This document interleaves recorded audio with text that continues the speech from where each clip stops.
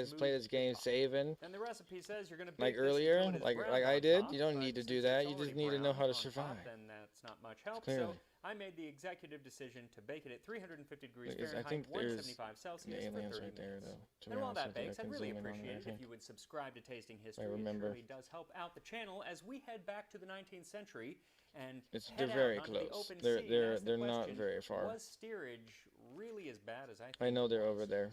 I don't want to summon them. So what exactly does steerage So mean? I don't Well, have the Legion originally, it against me actually right now. referred to So I'm not going to the be area hunted by near the legionnaires when I'm steering going up apparatus into of the here ship, into the rudder. canyon. It was a particularly That will be loud and nice. cramped part of the And ship, hence from the now on, cheapest ticket aboard. Now, by I should the time probably we just start to get grab to this early spawn point. steamships, which typically still had sails as well, steerage is often moved Brooks to the very Tumbleweed front of the ship Ranch. and or to And, the very bottom, both of which never were really talked to areas that guy, with the but most rocking I think I saw a and with video no about it. natural light. Like when I was working on a cruise And, ship, my cabin was at the very, very yeah, front of the ship, all they're the gonna way have to down go at back the there and bottom. talk to him. But in a big modern cruise ship, it doesn't feel so bad. In these old boats, I think it was not great. Now, during this period, that is Well, the those middle of boats the look 19th beautiful. century, It's first just class it's was crazy typically how called beautiful saloon they looked class, and as the they had food they nice had dining wasn't as saloons, good as we had and today, second but class was cabin somehow class, it just and that's did because the job, they, right? along with first class, had cabins, private rooms to sleep and dress in. That would imply that steerage did not have access to such a perk, because sometimes they would actually just have hammocks, or if they were fortunate, then bunks Okay, so it's clear built into my the ship.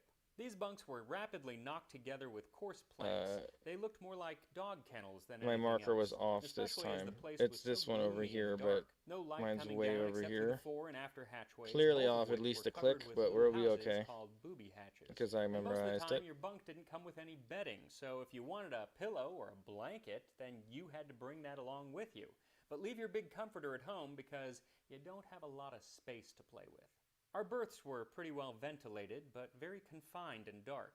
The distance between our berths for the purpose of dressing is 2 feet broad and 6 feet long, so confined that only one can dress at once, and even in this small space, we have to build I think part if of I our have luggage. 50, I can cook One of my these. favorite descriptions of steerage Sorry, accommodations bud. actually comes from a second-class passenger, none other than Robert Louis Stevenson, the author of Treasure Island. See, when he was young, he traveled across the Okay, Atlantic Ruby Hill aboard the Mine. This steamship is where we need to Livonia. go. Now, he probably had the kind of money that he could There's have water afforded in there. I first don't class need to if he worry was a about pretty that. well-to-do family, but he decided to go Oh, second class, partly to save money probably, and partly to add to the sense of adventure, and to give him better access to the steerage class, which he Didn't I often even hit? I visited. didn't hit anything. Describing their sleeping arrangements, he said steerage is lined with 8 pens of 16 bunks apiece, 4 bunks below and 4 above on either side.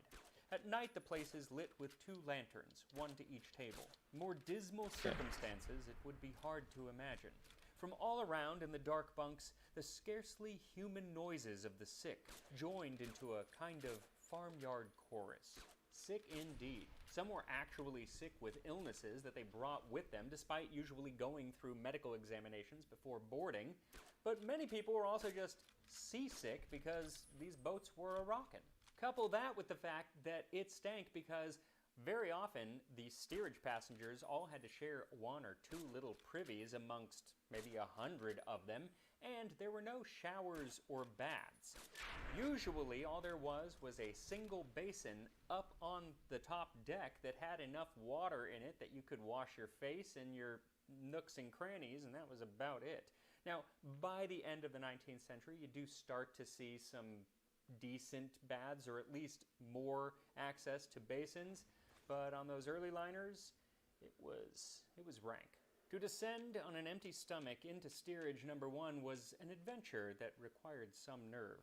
The stench was atrocious. Each respiration tasted in the throat like some horrible kind of cheese, and the squalid aspect of the place was aggravated by so many people worming themselves into their clothes in the twilight of the bunks. Another thing to make you sick, or at least to make you heave, were the rats.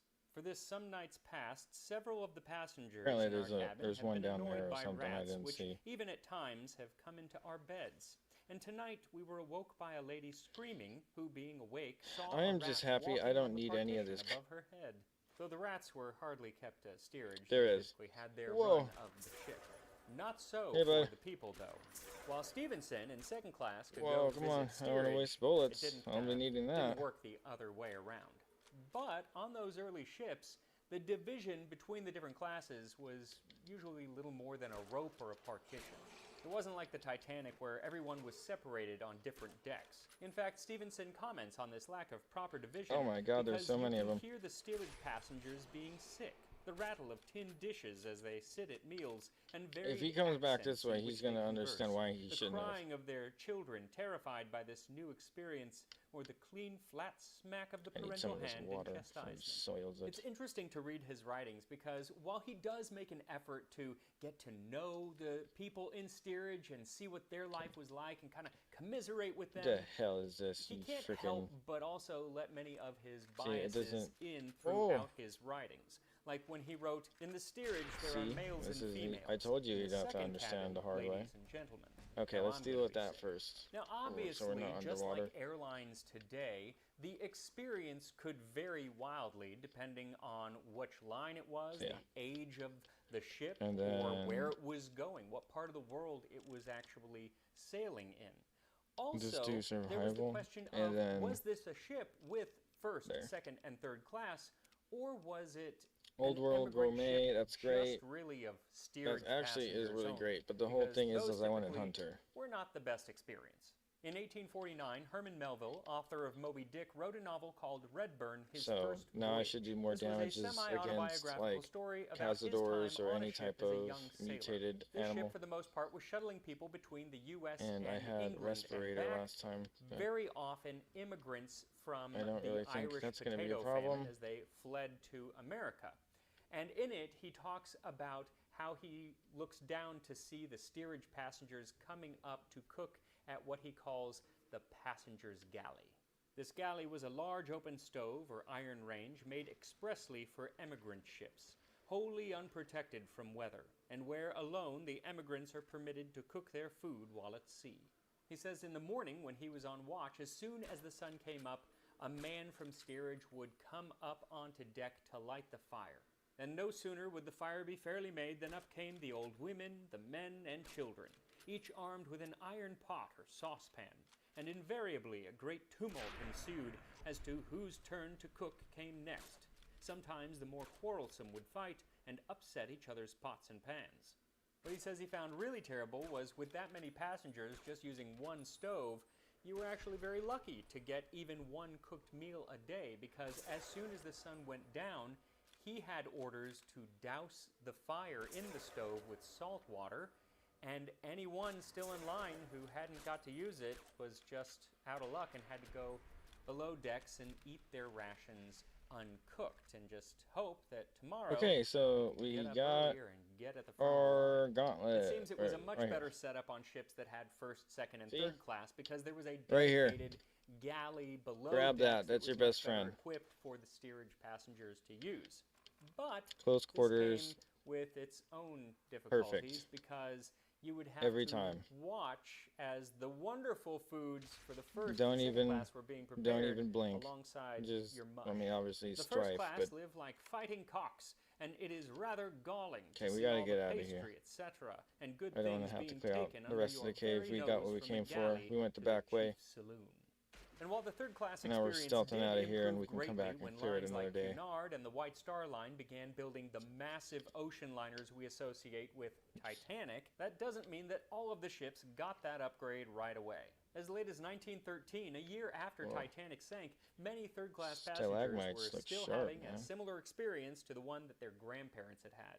As soon as the freight was stored and the forward hatch covered, the steerage passengers settled down for the night and produced their bedding and cooking utensils. Some of them eat rice and some of them eat cornmeal mush, but all of them eat with their fingers. Somewhere a fire is provided where they may cook their food, and plenty of water may be had at a convenient faucet. But on some Okay, other so we're ships, doing the upgrades fantastic. had actually started decades earlier, like So back to we're Robert gonna Louis fast travel Stevenson, here. who in 1879 was sailing in the second class. He wrote, "In my own experience, I think this is the principal quickest difference run between I've our ever done. table and that of the true steerage So the passenger quickest way was the I think table I can get us itself to a and the point to where I crockery can start plates from glitching the which we caps ate. is to get In a whole addition bunch to of these porridge, snow which was globes, common to all, and I have we to like had refresh Irish my stew, brain on where a sometimes couple of a them bit are. fish, And sometimes Once I get a couple snow the globes, dinner of soup, obviously, roast fresh beef, I'm going to need boiled to get salt it junk, either and that potatoes passport was, I believe, forged exactly through common Mick to and the Ralph's steerage or and the second cabin. Only I have something, heard but it that, I rumored think that that's going to our be a speech potatoes check. were of a So superior brand. I'm just They going to are go probably level up a little bit preserved more. potatoes, which no matter what the brand And was, were obviously, I not need nearly to as increase good speech, as although the everything is actual 25, potato, it's of not going to course. be enough. Now, I think I I'll really need to wish be that I 50 had at been least. able to get a hold of something like the popular And then, Edwards yeah, I need to get the patent BB gun, potato, and then which I many have ocean my, liners at the basically time my carried. build back Alas, from it my seems that last they went out of playthrough, business a long time like ago, instantly. so I'm going to just have some regular old And mashed then, yeah, potatoes so alongside this my will be fun. square of biscuit hash And it's from the basically book a restart Cookery at that for point. Seamen. Like And here we are, I would a meal call of it biscuit like a hash and prestige potatoes, at this which point. might have been prepared and eaten And, by the or steerage part class 2 even. on a Victorian ocean liner. It actually kind of smells good, so I'm curious what it tastes like. Let me try to get like It looks some delicious, onions Max. and other stuff in there, but I also I'm want not to gonna burn lie the to you, I top. wish I could cook like you. And here we go, bon appetit. Mm. His aprons are always on fleek, man. Oh, nobody uses that. It's always on, what is the word? Points? Not great. I said points, but people changed it to fleek, and then now it's something mean, else. If I was really hungry, I think if you put a bunch of gravy on One it, it would second. be fine. The problem is, it kind of turns to like a paste in your mouth. The only texture is coming from the onions, which thank goodness they went in raw, because there's still some crunch there. The issue is that with that vast amount of biscuit and that very teeny amount of mixed spice and just soup, salt, and pepper, you might as well have just left it out. Honestly, it's insulting to the spices to have even put them in there. It's just super bland. You know? It was steerage. It's just what it was. Though what's crazy is that even though it was steerage, tickets actually still cost a lot. They could be like a half a year's wages for the average workman. And you're having to do the cooking. Not great. Though I have to say, it is not the worst thing that I could be eating, because it turns out that there is actually a class that was even lower than steerage.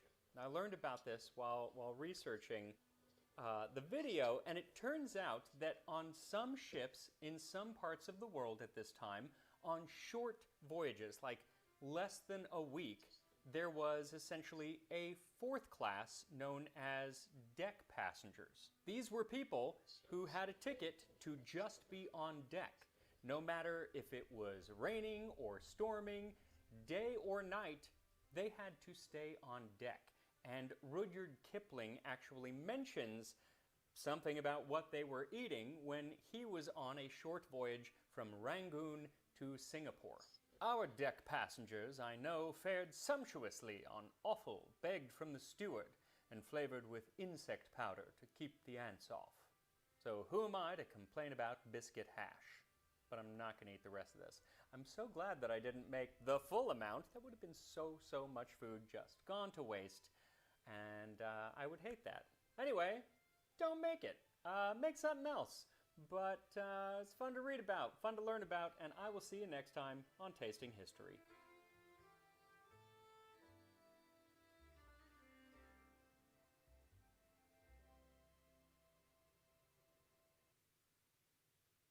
Food stamp recipients are suing the USDA after new restrictions limit what they can buy with taxpayer-funded benefits.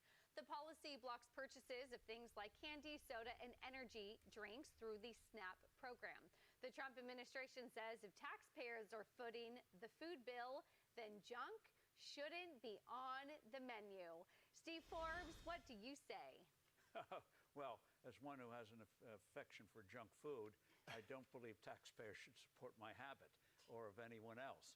And the old saying, he who has the gold makes the rules. He who's providing the food makes the rules on what you can buy with that food. It doesn't prevent you from going out and buying this other stuff. It just means the taxpayer isn't going to pay for it. Right. I think it's quite a presumption. And when we used to have courts that functioned and made decisions quickly, this would have been thrown out as soon as it arrived. But now it'll take months and months and a lot of lawyers' fees. What's funny to me, Jackie, is we call it SNAP. We need to be reminded that is the Supplemental Nutrition Assistance Program. It's not free food for everyone. It's supplemental nutrition. So if you need nutrition and you need to supplement help in terms of buying that, that's really what this is for. Yes, thank you for saying that, because I think that's the most important part that people forget. And I don't take sort of a libertarian view on this, where you should be able to use your SNAP benefits to buy anything you want, and that it's up to the consumer to make those choices. As you said, Taylor, if you need that kind of help, you need nutritional help, the government is offering it to you, but then it needs to be good nutrition. We're talking about taking soda, energy drinks, and candy off of the docket here. Those are not fundamental. Those are supplementary, like, those are the extras. Those are the treats. It's not your meat and vegetables, and fruit. So I think that's important to note. But what I find interesting about the suit that's being brought here specifically is that the plaintiff is claiming that her daughter has a restrictive food intake disorder, and that she can only consume safely certain types of food. Presumably in this lawsuit, she's claiming that the kinds of foods that she would want wouldn't be available to her any longer because of these restrictions. And so I find it difficult to believe, if a person has this kind of disorder, that energy drinks, soda, and candy would be what you would be feeding them. I would have to really dig into it more to understand what they're claiming. But it seems to me like a little bit of a stretch. And so I'm curious to see how this plays out in court and what ends up happening. Maybe a 6-year-old wrote that suit. I want candy. Yeah, I need the candy to live, Mama. But Dagan, but, what if someone comes in and says, the next administration, they want to define what food is. They say, oh no, you said you can't use it towards food and candy. Now we're going to change it because the science says this. We all learned during COVID, the science has interesting definitions. How do you prevent more government overreach by telling you what you can or cannot do with taxpayer-funded money versus the government, I guess, staying out of the way, the libertarian view that Jackie said she didn't want to take? The procedure needs to be changed. The process with which you change the dietary guidelines that SNAP must follow needs to be changed. And that's what the argument is in this lawsuit. It involves just 5 states: Colorado, Iowa, Nebraska, Tennessee, and West Virginia. So there were 22 states that were granted waivers by the Department of Agriculture that would allowing them to bar participants from using the benefits to buy the candies and the sodas, prepared desserts, and the like. The lawsuit argues that it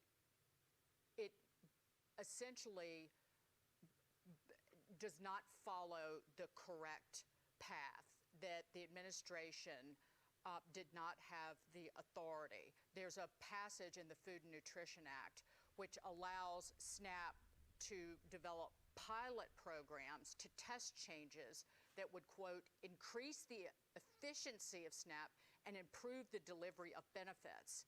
Disallowing foods does neither. That's according to the lawsuit. And there's also an Administrative Procedure Act violation that it cites, which has been used in prior lawsuits.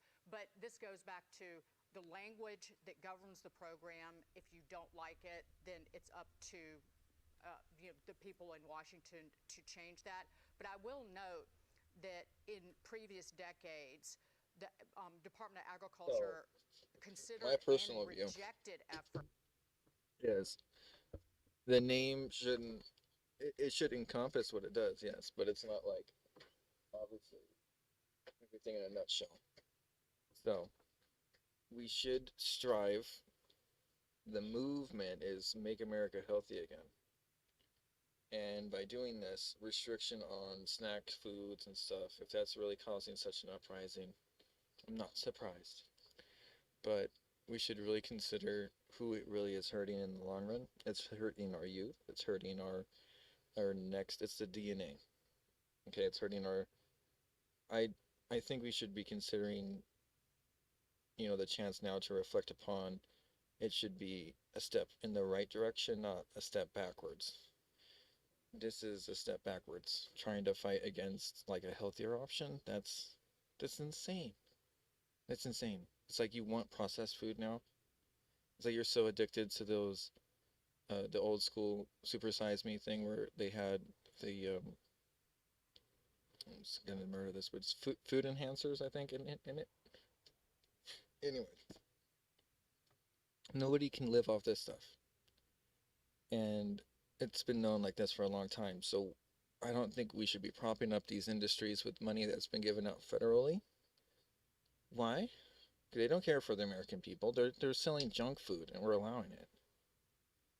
So, I mean, I think this is a way to rein in the whole like, look, we know your food's bad, and you're not going to get our money from this card. I think that's fair. I really don't think you should have a say in like whether or not you should be able to get marshmallows with this, like, or chocolates. Like, it just, I understand the windows of like, places don't want to carry this thing because it's too hard to verify what everything is going, or like what can be sold and what cannot be sold. I can understand that, but it never should have been that every place should be able to have EBT, and everybody was getting soda and everybody's just getting sugar and caffeine and just different types of things with it, when the other options should have been like you can only get fruit, or like what was on the card was like bananas, apples, and oranges, and like everybody's just getting this toxic slur. It's just kind of hilarious. So the comparison, and I think that this is definitely needs to be talked about in more, I guess at a younger age, but like in more classrooms. And we had a middle school class that was cut. It was a very short, like a quarter class. It wasn't even like, it was like if you had computer science or something like that. Computer class. So remember those were like just weekends? Or no, I'm sorry, weekends. Like once or twice a month, like near the weekend, like on Friday or something. I don't know. It was probably different for all of you, but computers were expensive, okay? So like back in the day, you couldn't just all like be in the computer like library. They didn't even have computers in the library like that. Like when I was in school, so it's like everybody's now is like got AI. It's like such an amazing thing to me, like how we're still this far behind. But yeah, and just I don't want to get too off subject, but this right here is a step in the right direction. For waivers, I believe even during President Trump's first term, because they didn't want to get big food big mad. Brian, Yes. should we have exceptions for Big food, is that what we're calling it? household, nutritional, That's medical insane. needs? Why let it get big? I guess so. I don't know. Shouldn't I it don't be know big what this family disorder companies is. that I'm are not a making doctor. It's food, called like tufted. I don't know what it like is. farmers, good family If you know what it farmers, is, that's pop fine. up the Maybe you farmers, should have an exception for it. not But I know that big this is food. like What is the this? people who are coordinating this is the National Center for Law and Economic Justice, kind of a leftiest outlet that for decades has been fighting to make the welfare state bigger. Like that's what they do.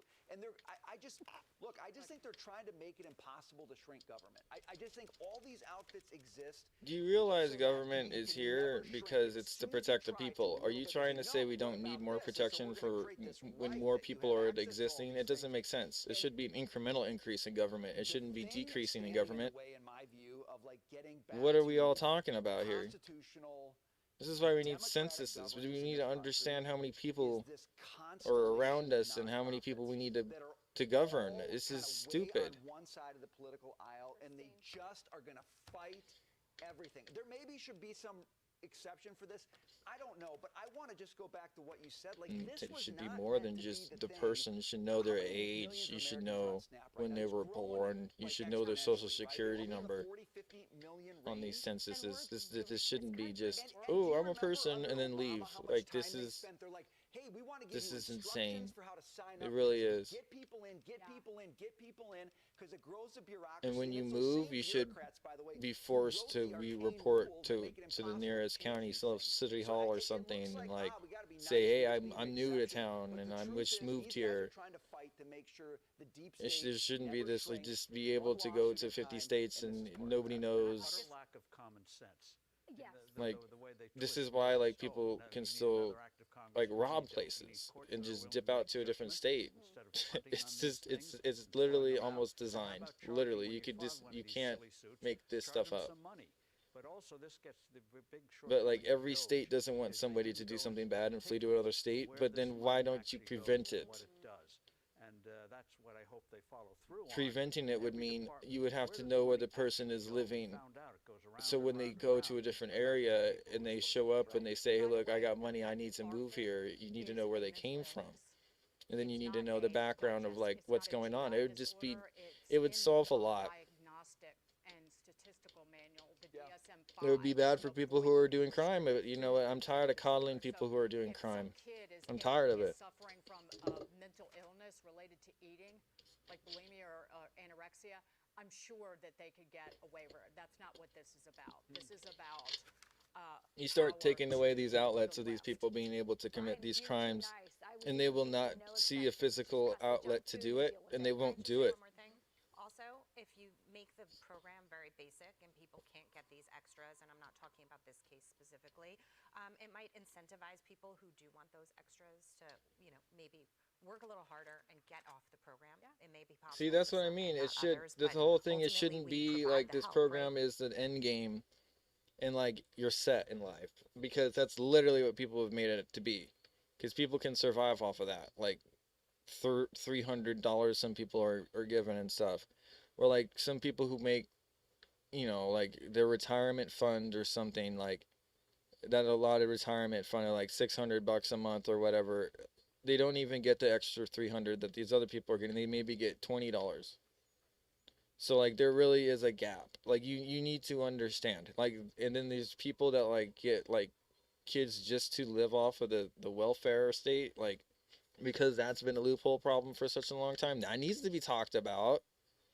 Do you think nobody's like just tackled that? Like, see, everybody else is he tackling it? I guess I'm gonna have to be the guy to say it, because I mean I've seen too much of this throughout my life, and I mean my girlfriend has too, of just like people favoring other ethnicities when they have 4 or 5 kids, but like if we just have one and we show up, we don't get social assistance. It's we're not in need enough.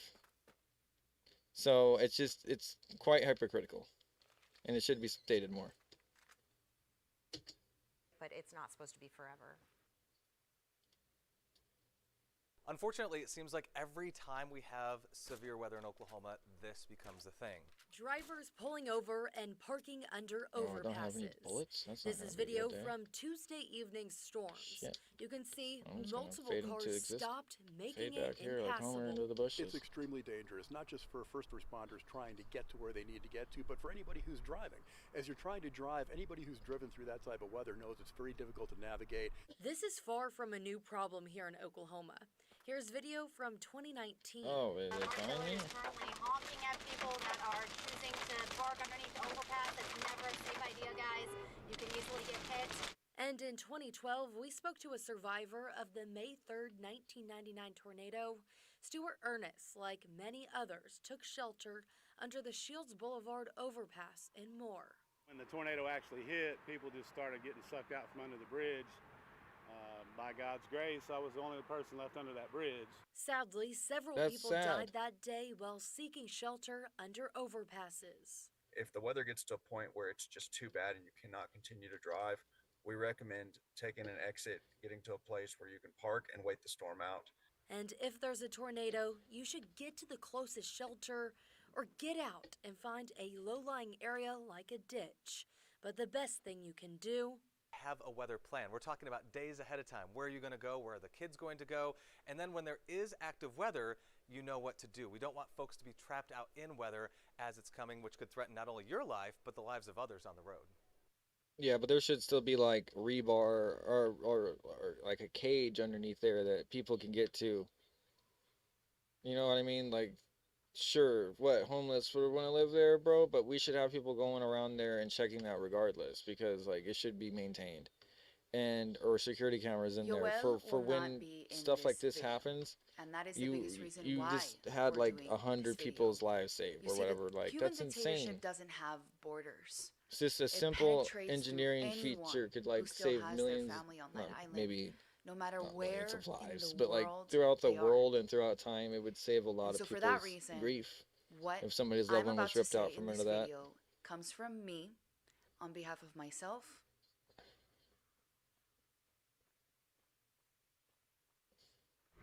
It's an everyday battle. This is a massive problem that we have, not just in California, but our entire country. Well, dozens of missing children from all across Southern California are safe tonight after what authorities say was a major crackdown in the fight against human trafficking. We learned all of the children have ties to Riverside County. NBC4's Christian Costa spoke with the sheriff about the rescues and how the public's help can really make a difference.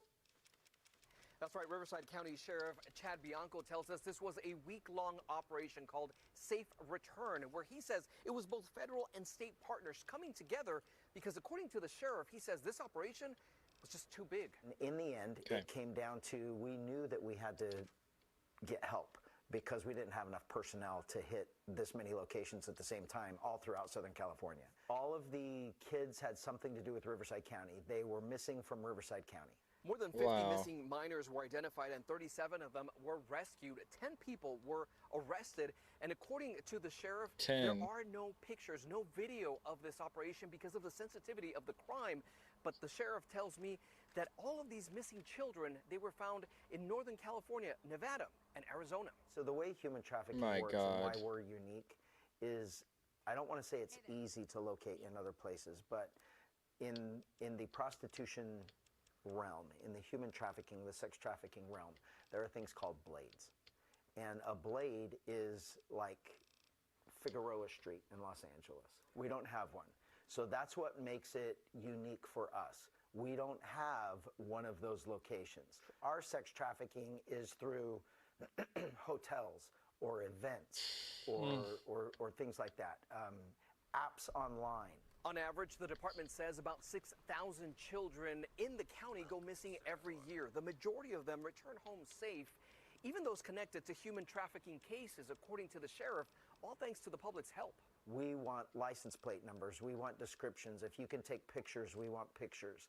And we follow up on every lead because you never know what we're going to find. We should mention Chad Bianco is among the list of candidates running for the California governor's race. And if elected, he says many things will change, but top priority will be public safety.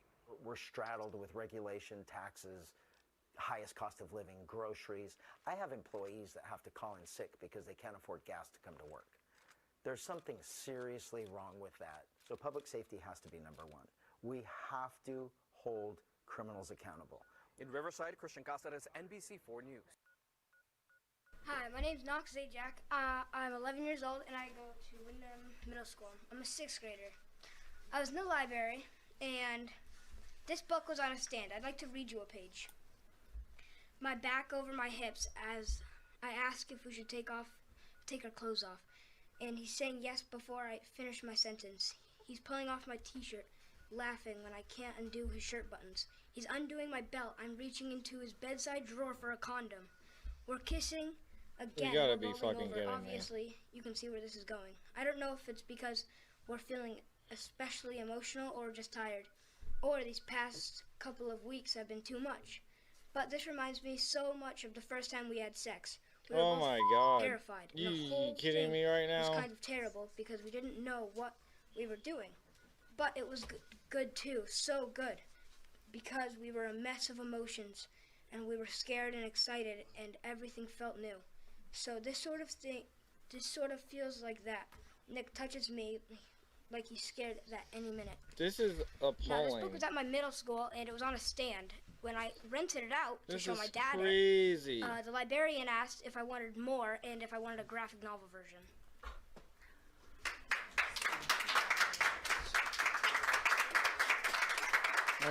I have no idea what to say to that. Oh boy. So I'm that kid's you're good. father. Okay, good. I was asking for you. Yeah, I'll take another 3 minutes. So that's my son, Okay. 11 years old, and Wow. went to his library and found that by the entry door of our library, this is the smut that he is finding, all right? I don't care whether it's gay, straight, bisexual, whatever the terms are for all this stuff, doesn't need to be at our school. doesn't need to be at my 11-year-old's library. That's insane. It shouldn't And then, even be as published. far as genderqueer, I've got a son in the high school as well. I can't even believe and this is bullshit. We know it, can't all even right? believe this. We do not need to be having literature that's showing boys how to suck dick. I mean, all right? I'm very, very frustrated about it, okay? And you may think that schools know the best for our children. You know who know the best for our children? The parents. I think and this is if you remember crazy. this, I was here last year talking about masks, and I even offered you proper usage for a mask, and you said I was bullying. And you know what I would like to say to everybody right now? Where are we a year later, and what has changed why you don't wear your masks right now? So what has changed in the medical field that is showing you that you don't have to wear masks now? So like I said, listen to the parents.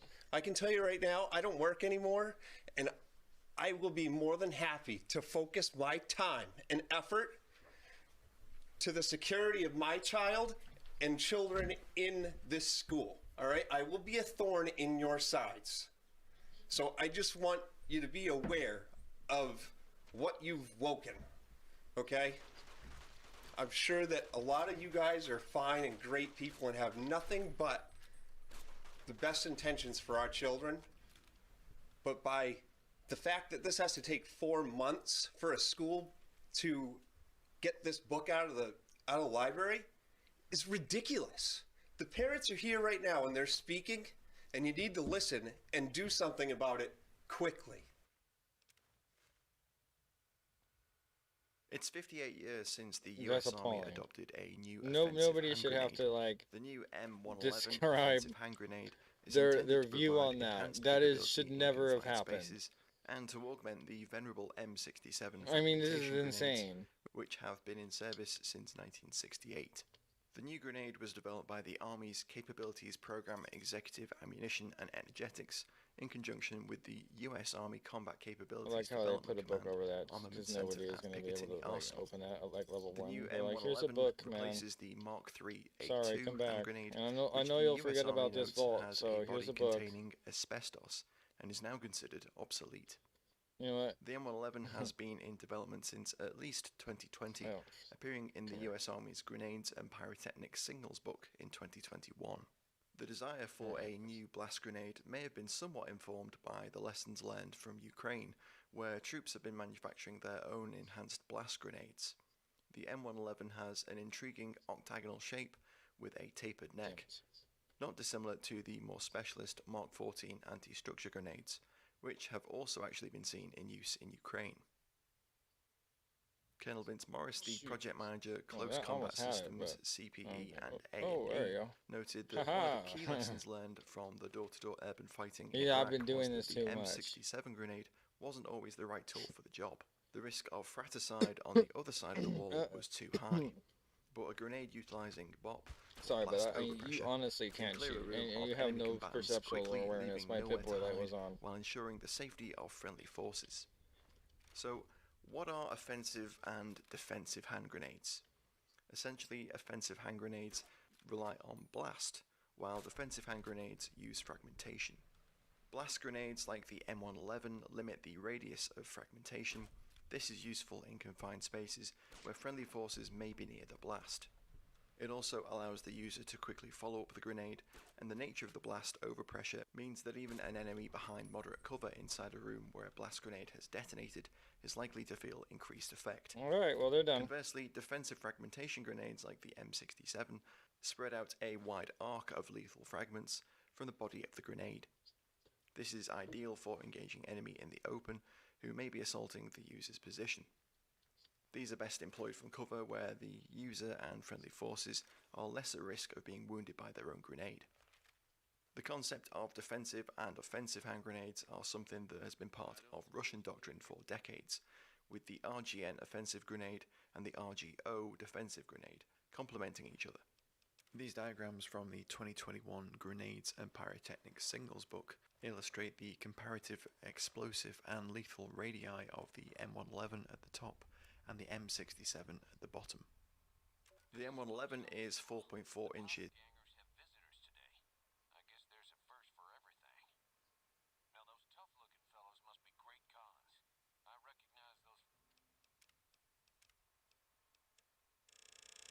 helmets and leather vests from stories I've heard. So what are they doing with that dapper gentleman who wears a checked suit? I wouldn't mind a suit like that. They're talking about heading south toward Nipton, then west to Novak where they'll meet up with someone. I guess I could track them if I needed to, but the town of Primm needs me here to serve and protect. Oh my, I think I've been spotted. This guy right here has no perceptual awareness. He does not get deputy title. It is in length and 2.37 inches in diameter, and is manufactured by the Texas-based company Day & Zimmerman Incorporated. It appears to use the same M213 pyrotechnic delay fuse and safety lever assembly, meaning the new grenade has the same 5-step arming process as the M67, which simplifies training, manufacture, and logistics. From the markings in the photographs, we can see that the new grenades have an RDX-based filling, composition A3, with aluminium powder. The M67 uses composition B. The aluminium or aluminum powder acts to enhance the Comp A3's explosive energy. The amount of explosive filling hasn't been disclosed, but the grenade's overall weight is listed at about 12.6 ounces, so the weight of the filling can be estimated to be around 8 or 9 ounces. It's also worth noting that the US Army's Grenades and Pyrotechnic Signals book, published in 2021, listed the explosive filling as PAX-3, suggesting a subsequent move to the new Comp A3. The new grenade will provide soldiers with the ability to fight more effectively in close quarter and urban environments by leveraging blast overpressure instead of fragmentation to deliver lethality. It provides an alternative to using the M67 fragmentation grenade, which in close quarters could injure the user or friendlies in the blast radius. In addition to the new M111 grenade, a new inert blue-coloured training grenade, the M112 has also been adopted. Thanks for watching, guys. I hope you found this interesting. I thought the fact that the US Army had adopted a new general issue hand grenade for the first time in nearly 60 years was quite interesting and worth a video. Don't forget to like, comment, share and subscribe. Yeah, it actually is. Check out our Patreon page for Thanks, exclusive I had no posts idea. and early access to all of our videos. Thanks again for watching. Alright, I should have Catch you drinking next that time. water. I knew it. Alright, okay. Well, at least I have a purified water. I could just... Got 2 of them. Okay, so I need to know where to go. It should be over here. Right. I need to talk to that lonesome drifter guy and see if he wants to go to Primm.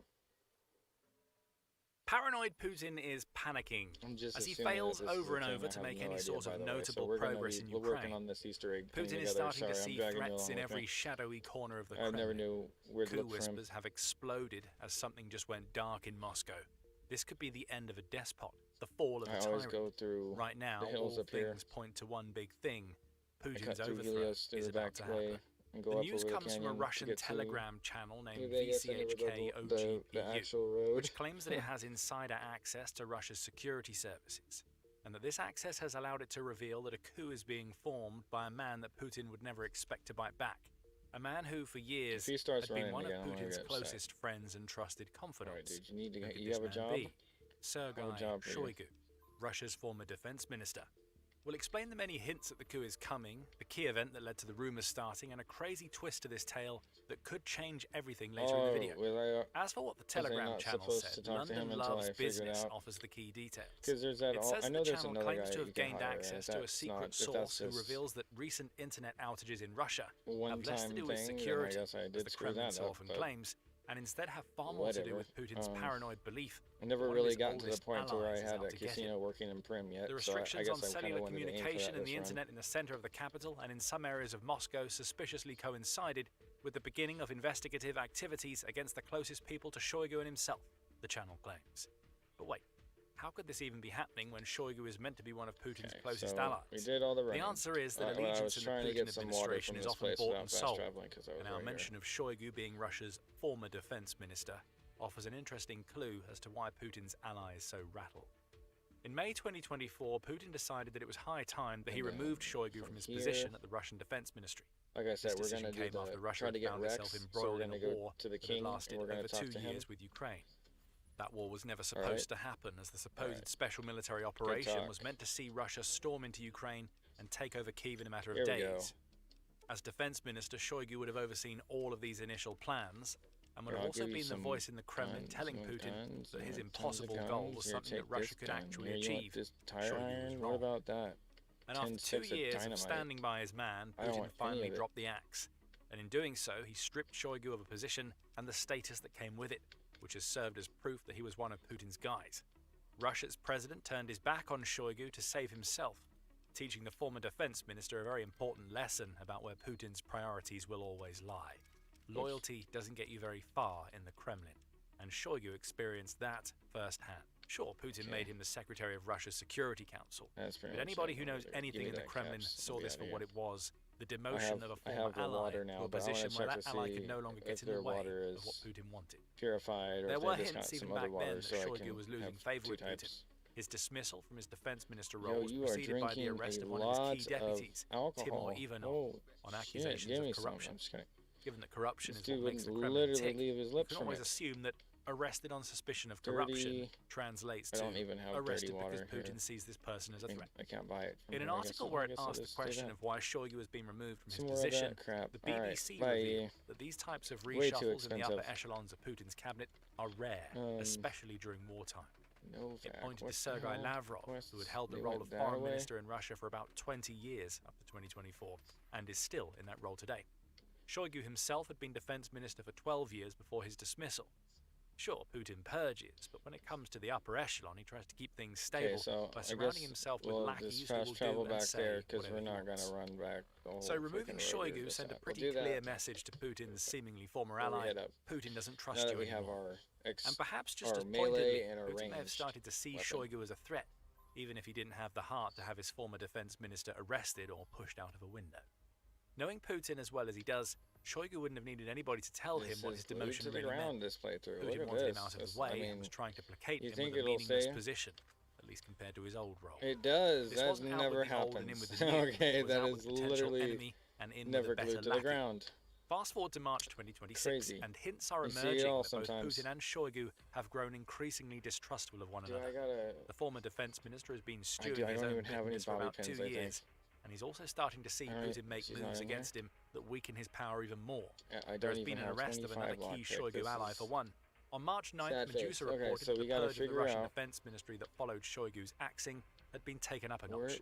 This time it was the turn of Ruslan Salakov to be arrested on charges related to embezzlement, bribery, money laundering, and supposed ties to criminal organizations.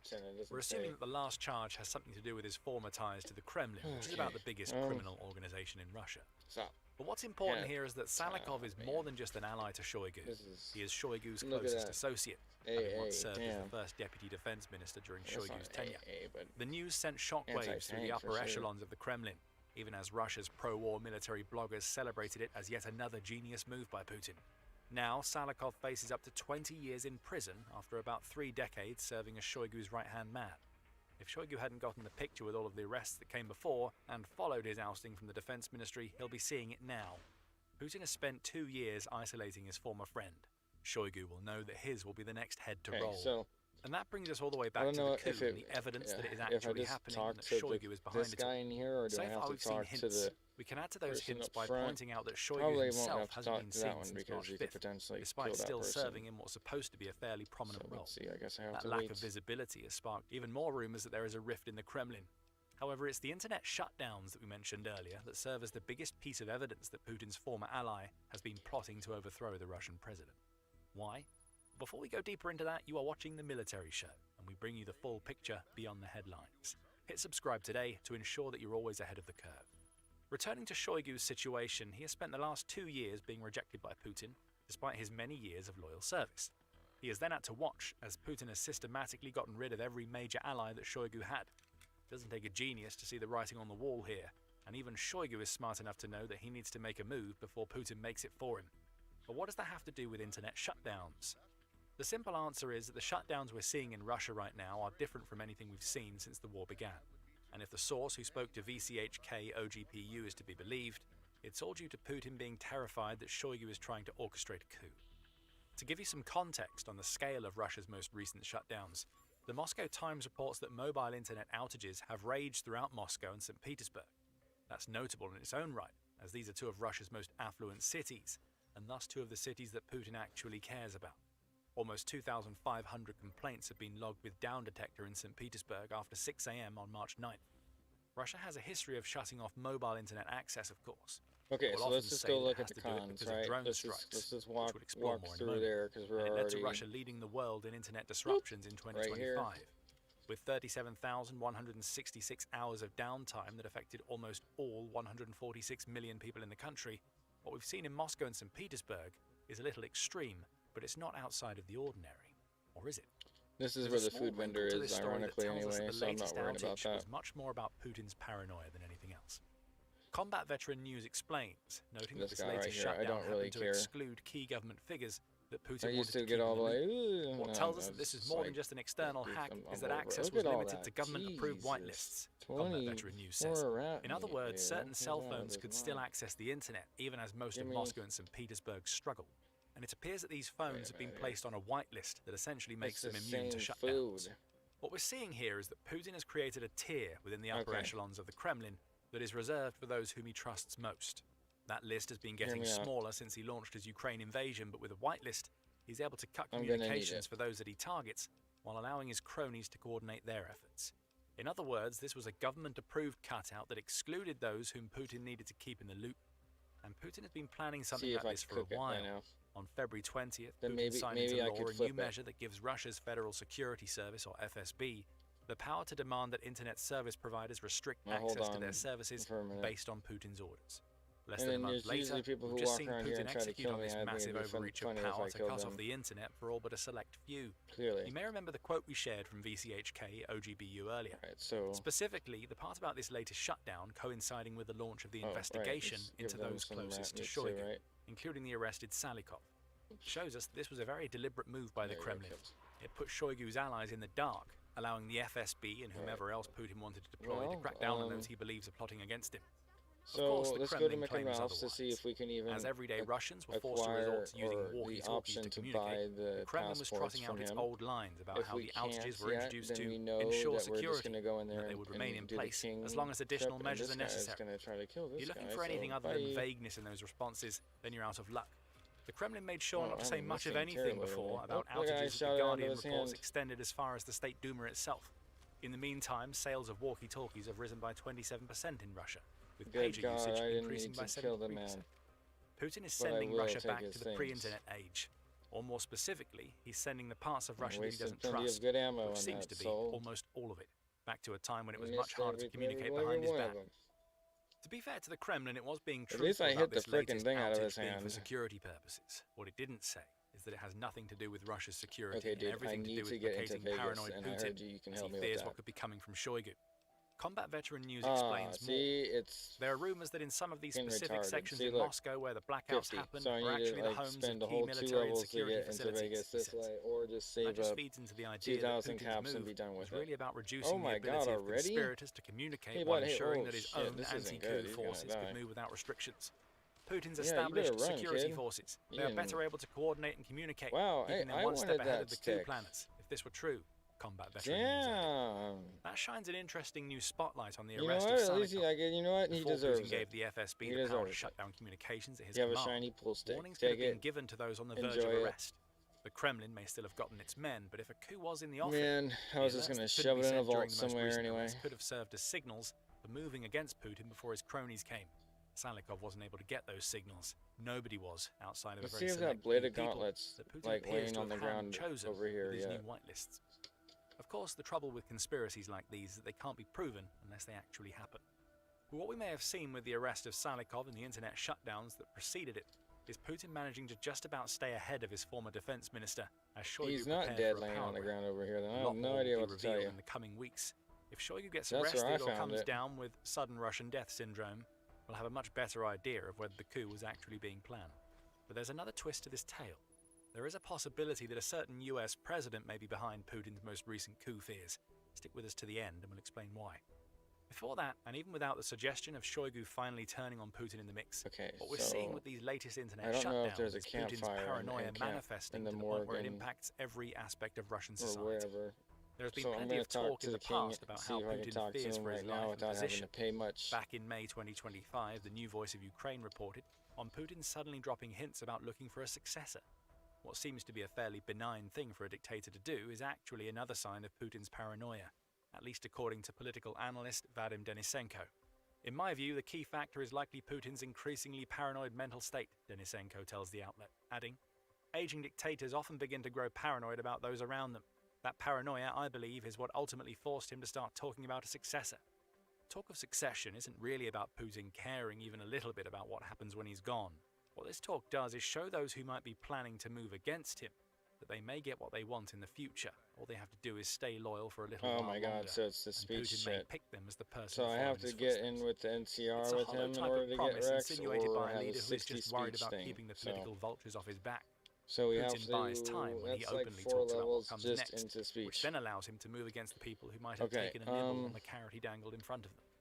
There is the possibility that all this could be a conspiracy that has been conjured out of thin air. Very many options. One of the clearest dissenting voices in this arena is Anton I keep Barbashin, spending all my money on ammo. co-founder and editorial director That's also at Real something Russia. that's not that great Speaking right to now. the Kyiv Independent, he said, "This is pure BS. At least I do have if the Russian weapon elites wanted Russian that's President Vladimir gonna bring Putin me out of this it would debt. have happened This in gun right 2022. here and this right over He added here that will Shoigu may be definitely allowing take me Putin through the to game. dismantle his clan in return But for immunity from whatever reprisals Putin had in preparing store it for him back in is a 2024 whole other problem. when he was removed from the Russian Defense Ministry. Perhaps that is the case. Maybe VCHK Why I want my OGBU has repair made a skill whole up lot out of immediately. nothing with its claims about getting its hands on a source who revealed a coup being plotted by Shoigu. However, Putin's So, this is paranoia gonna be won't have quite been a helped by weird- the twist in the tail that we mentioned a moment ago. Weird one. Donald Yeah, Trump's weird been one. making a lot of moves in Rogue 2026. Most notably the ousting Or of you think former I'm able to Venezuelan just brute President force Nicolas my way Maduro through the, and the killing of Iran's through the Supreme Leader robots? Ali Khamenei during Operation Epic Fury. And as Combat Veteran News notes, there is a chance that Putin Hold is on, watching you all of this think from you afar did and whole- coming to the conclusion that he could be next on Trump's list.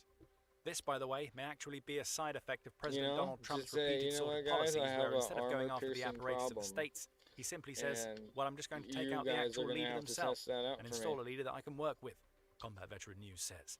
That's enough to make you wonder, isn't it? Right, Could Trump it have is been enough to looking at make me wonder. Shoigu or Well, somebody let's like see. him as a potential successor for Putin if the US decides to take Putin out? It's possible. A scorned friend relegated to irrelevance after spending so long at the top might be willing to cooperate with the US just to get one over on Putin. If Putin's talk about succession is meant to be a carrot for those who are waiting for Russia's leader to kick the bucket, what Trump has spent 2026 doing might be a far more tangible signal that they could get the power they want if they play ball with the US. If nothing else, Trump's actions will have ramped up Putin's paranoia. As the New York Times puts it, Trump has spent much of 2026 out-Putining Putin. The US is checking Russia's global influence and ripping up Moscow's playbook for partnerships abroad, the outlet says. And as his global allies collapse around him, Putin may now be looking inward for people that he thinks could collaborate with Trump in the future. Perhaps he sees Shoigu as one of those people. If he does, Putin's paranoia may lead to his own downfall. Friends will become enemies. Confidants become potential Hey, you know what? conspirators. You Even if the just coup stay isn't over in the there. works, You little Putin's creep. fear that I don't something want may to talk to happen you could be enough for him at to tear all. himself You down could before anybody just else leave has me the chance. alone. After all, it's not like Putin hasn't given potential plotters more than enough reasons to want him gone. The disastrous Would war be in very Ukraine has nice. cost Russia so many people that it's had an enormous Now I got all negative these impact Vegas on a gate problem keys. I know that is there was going to more than affect 3 Russia for the robots next there. century. The numbers are brutal, Oh. but perhaps they could be reversed if Putin were gone. Check out our video if you want to learn more about how Putin has set up Russia for a I century of should have known. And if that you there enjoyed was- this video, be sure to subscribe to the Military Show if you want to see more of the stories behind the Okay, headlines in Putin's Russia. that was Thank you for way too easy, by the way. So maybe I will have to do another playthrough where I am playing on hard or something because this is getting kind of crazy. What are you doing, Scooter? You practicing some fool's ball drills, huh? I only had like less than 2 clips of armor piercing and I like cleared his full front guard. Like this is kind of crazy. You better not shoot me, bro. You're not even gonna know what hit you. There's no way you Oh, can yo, pass it's any just of the you. military tests. This What guy. branch of the I military have no idea. Like, I'm if gonna it was join you, the Victor, out Space front, Force. you Check would it have out. gotten it too. I can moonwalk. For one, that's the worst moonwalk I've ever seen, and 2, I'm pretty sure that's not part of the test. Well, also, I have great calf genetics. These bad boys right here, with the moon's gravity, I bet you I could jump 40 feet. And on top of that, I can hold my breath for a really long time. Scooter, holding your breath is not part of the test. Also, you can't hold your breath in space. If you take your helmet off, your whole head's gonna explode. That doesn't make any sense. I don't know why you're even trying to And that was only like 20 seconds. Not impressive at all. Scooter, wake up!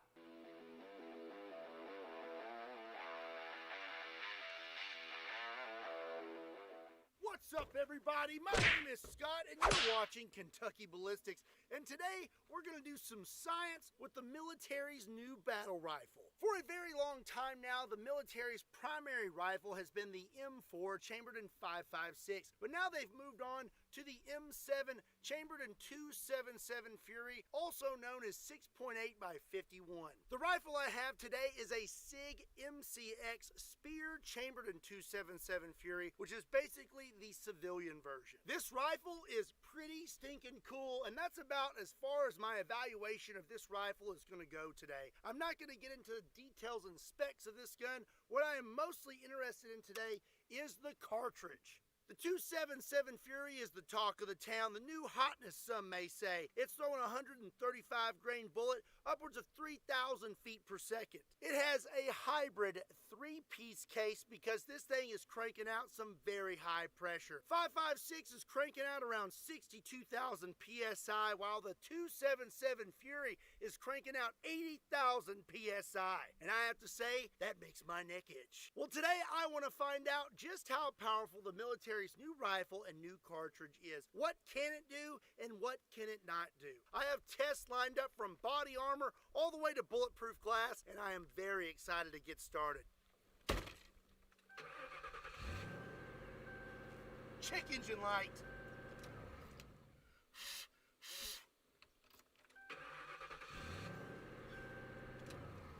Still there.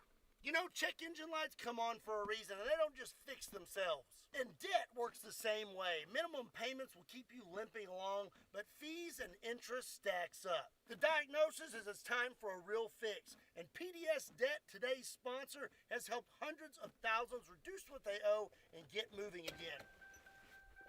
Whether you're struggling with medical bills, credit cards, personal loans, or maybe automotive debt, PDS Debt has custom options to help get you out of debt. They go beyond the numbers to understand your unique financial situation and craft a personalized plan designed just for you. There's no minimum credit score required. They're here to help you save money, pay off your debt faster, and start putting money back where it belongs, in your pockets. PDS Debt is A+ rated by the Better Business Bureau, boasts thousands of 5-star reviews on Google, and holds a 5-star rating on Trustpilot. Why, you ask? Because PDS Debt has helped hundreds of thousands of people get out of debt. Every month you wait costs you more in interest and fees. The best time to start was yesterday. The second best time to start is today. Don't ignore those warning signs another month. Get back in the driver's seat in 30 seconds. Get your free personalized assessment and the best option for you at pdsdebt.com/KYB. That's pdsdebt.com/KYB. pdsdebt.com/KYB. Again, a big thank you to PDS Debt for sponsoring today's video. If you want to check them out, there's a link in the description down below.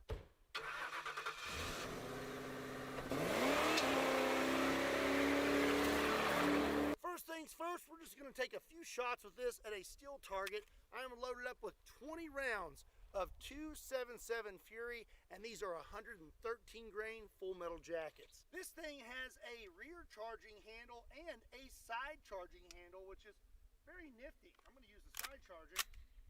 All right, here we go.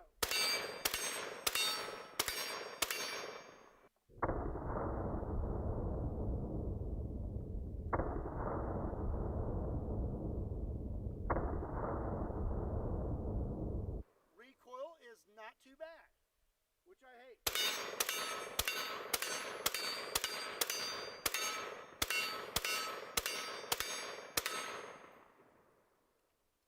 I would not want to be that steel right now. I wish it was kicking a little more, but you know, I guess it's all right. This target made by Shoot Steel is made to shoot rifles. It doesn't shoot rifles. Can you shoot the rifle? You can't, can you? Nope, my words are dumb. Here's what? This target made by Shoot Steel is meant to be shot by rifles at closer ranges. Is it really? It has a very steep angle, and typically when I shoot this thing, it's unscathed. But even with that steep angle, there are dents in this thing from the 277 Fury, which is pretty crazy. So those things are screaming. The next test is going to be the she-bee kicking test. I have an air mattress set up. I have another 20 rounds of 277 Fury, and I'm going to shoot all 20 rounds completely flat-footed and see if it knocks me over. All right. Oh, come on. Completely flat-footed, standing straight up. Here we go. All right. Well, she indeed be kicking. The next test we have for this rifle is going to be the bulletproof glass test. I'm going to be honest, I'm not really sure what this is rated for, but it's pretty thick. This glass is a little over an inch, probably close to an inch and a half thick. We're going to hit this glass with 5.56 and 277 Fury, and I have not shown you this yet, but this is a comparison of the two rounds. You can see that 277 Fury is quite a bit bigger than the 5.56, but it is still moving very fast, but it is a much bigger bullet. Up first is the AR-15, 5.56 full metal jacket. Here we go.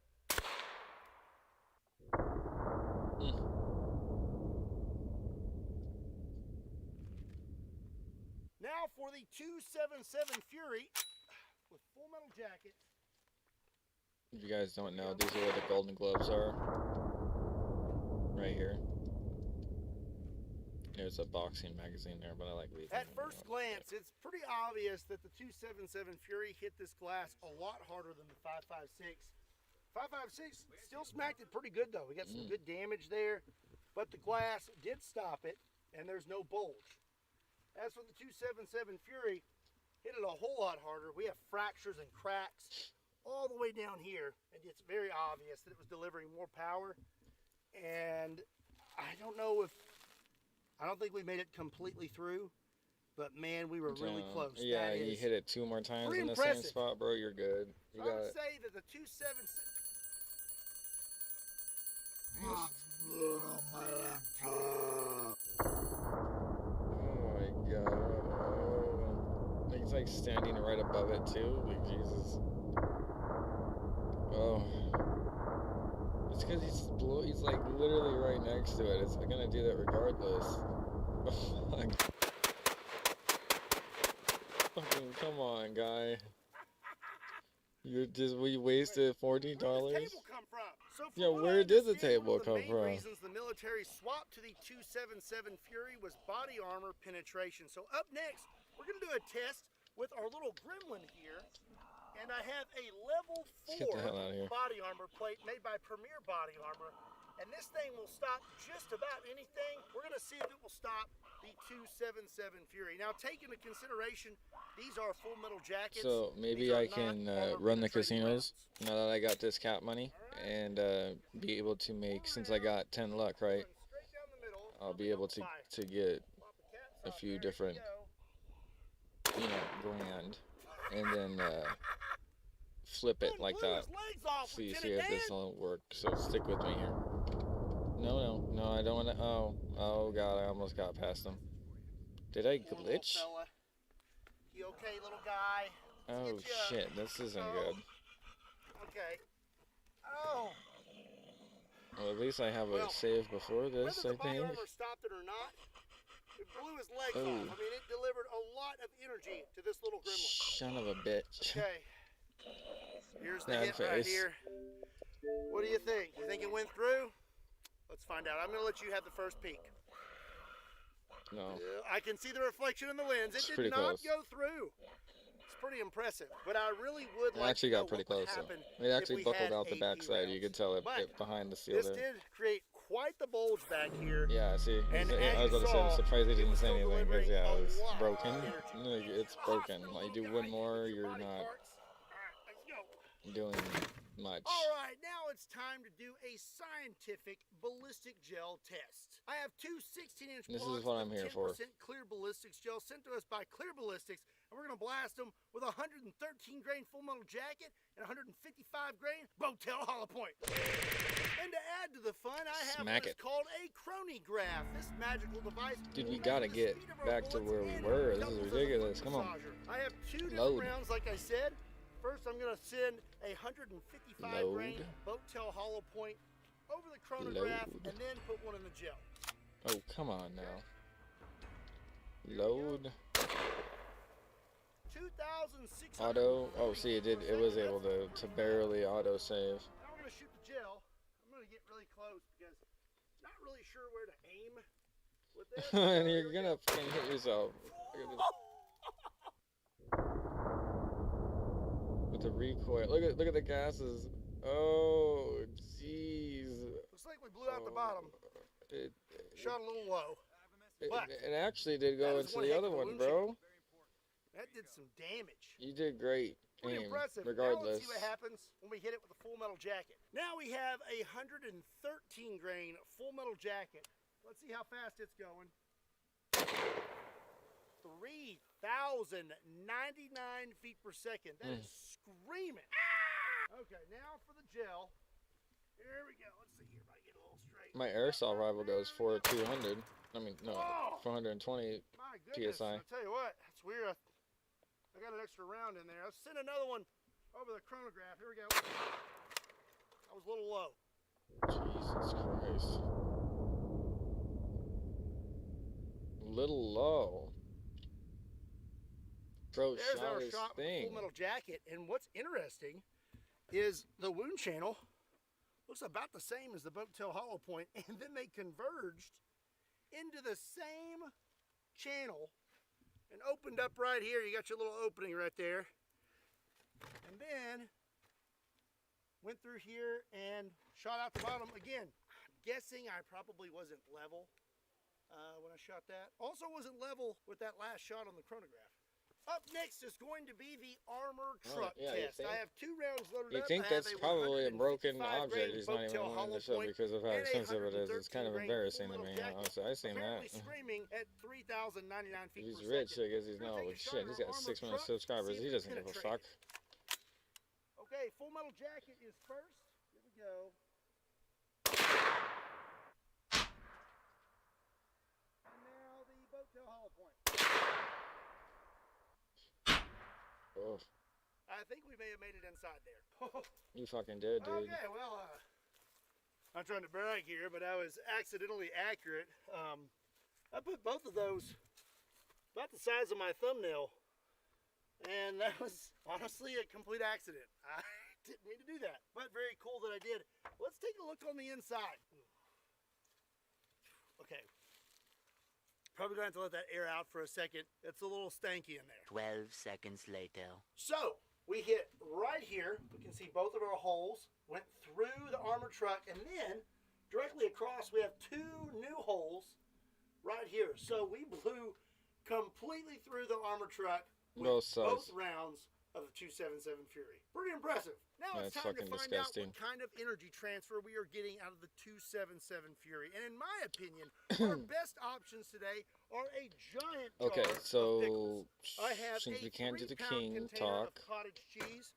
I have a 5-pound container the only of way to sour speed cream. level, in my And then I have opinion, is 1 gallon of absolute poison, aka go milk. through I'm allergic. But you know what else would have been Zion cool to shoot or today? A helicopter. Well, it's not too late to make that happen, Mojave though. drive-in This right is away. my book, Boom Pow, I'm Braver Now. And I'm sure most But of you have I, some you know, sort of because a I little already one in your have life that could use a everything I story need about to facing your fears and getting basically back up beat when it. life knocks you down. Inspired Except by for me. caps. And that's Oh, not even right. the best So I was part. gonna The do best the, part is the a casinos. portion of every book sold goes to help a family whose child is fighting cancer through the Parker Project. And we have a specific family that we are trying to hit a big goal with. We are trying to provide them with rent for an entire year. And when we hit that goal, we are going to destroy my helicopter. And I saw your comments, and some people were asking, how can we donate to the family directly? I now have a link for that, and we have a status bar of how close we are to our goal. And if you want to keep up with it in real time, just swing over to bravernowbook.com. And while you're there, you can pick up my book. It's a win-win-win. You get an awesome book, you're helping a great cause, and you're going to get to see a helicopter get destroyed. Now let's go blast these dairy helicopter products. get destroyed. I want to use that helicopter. 1 gallon of milk. Here we go. I think I just kind of nicked it.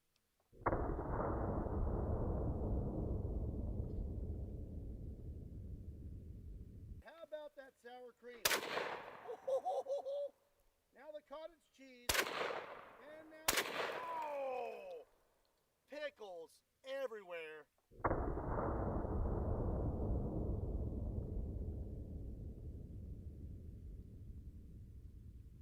I've got 2 rounds left. Well, this table looks absolutely disgusting. For one, it's covered in milk. I don't really want to touch that. Sour cream had a good hit. Cottage cheese, look at that. That is super duper gross. I mean, come on in here. Get you a good look at that. You see that there? People who eat that, I don't trust you. I don't trust you. It's the texture, you know, it's just disgusting. And looks like the pickles went absolutely everywhere. Well, that's going to be it for today's video. I hope you enjoyed it. If you did, be sure and give it a like and hit that subscribe button, and let me know what you thought about the 277 Fury in the comment section down below.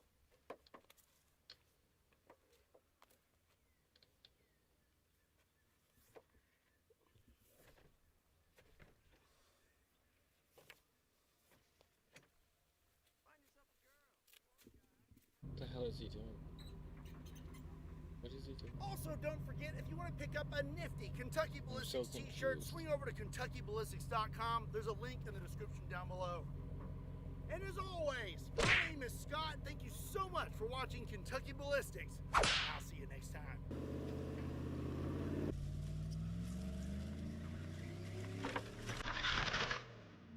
Oh, shit.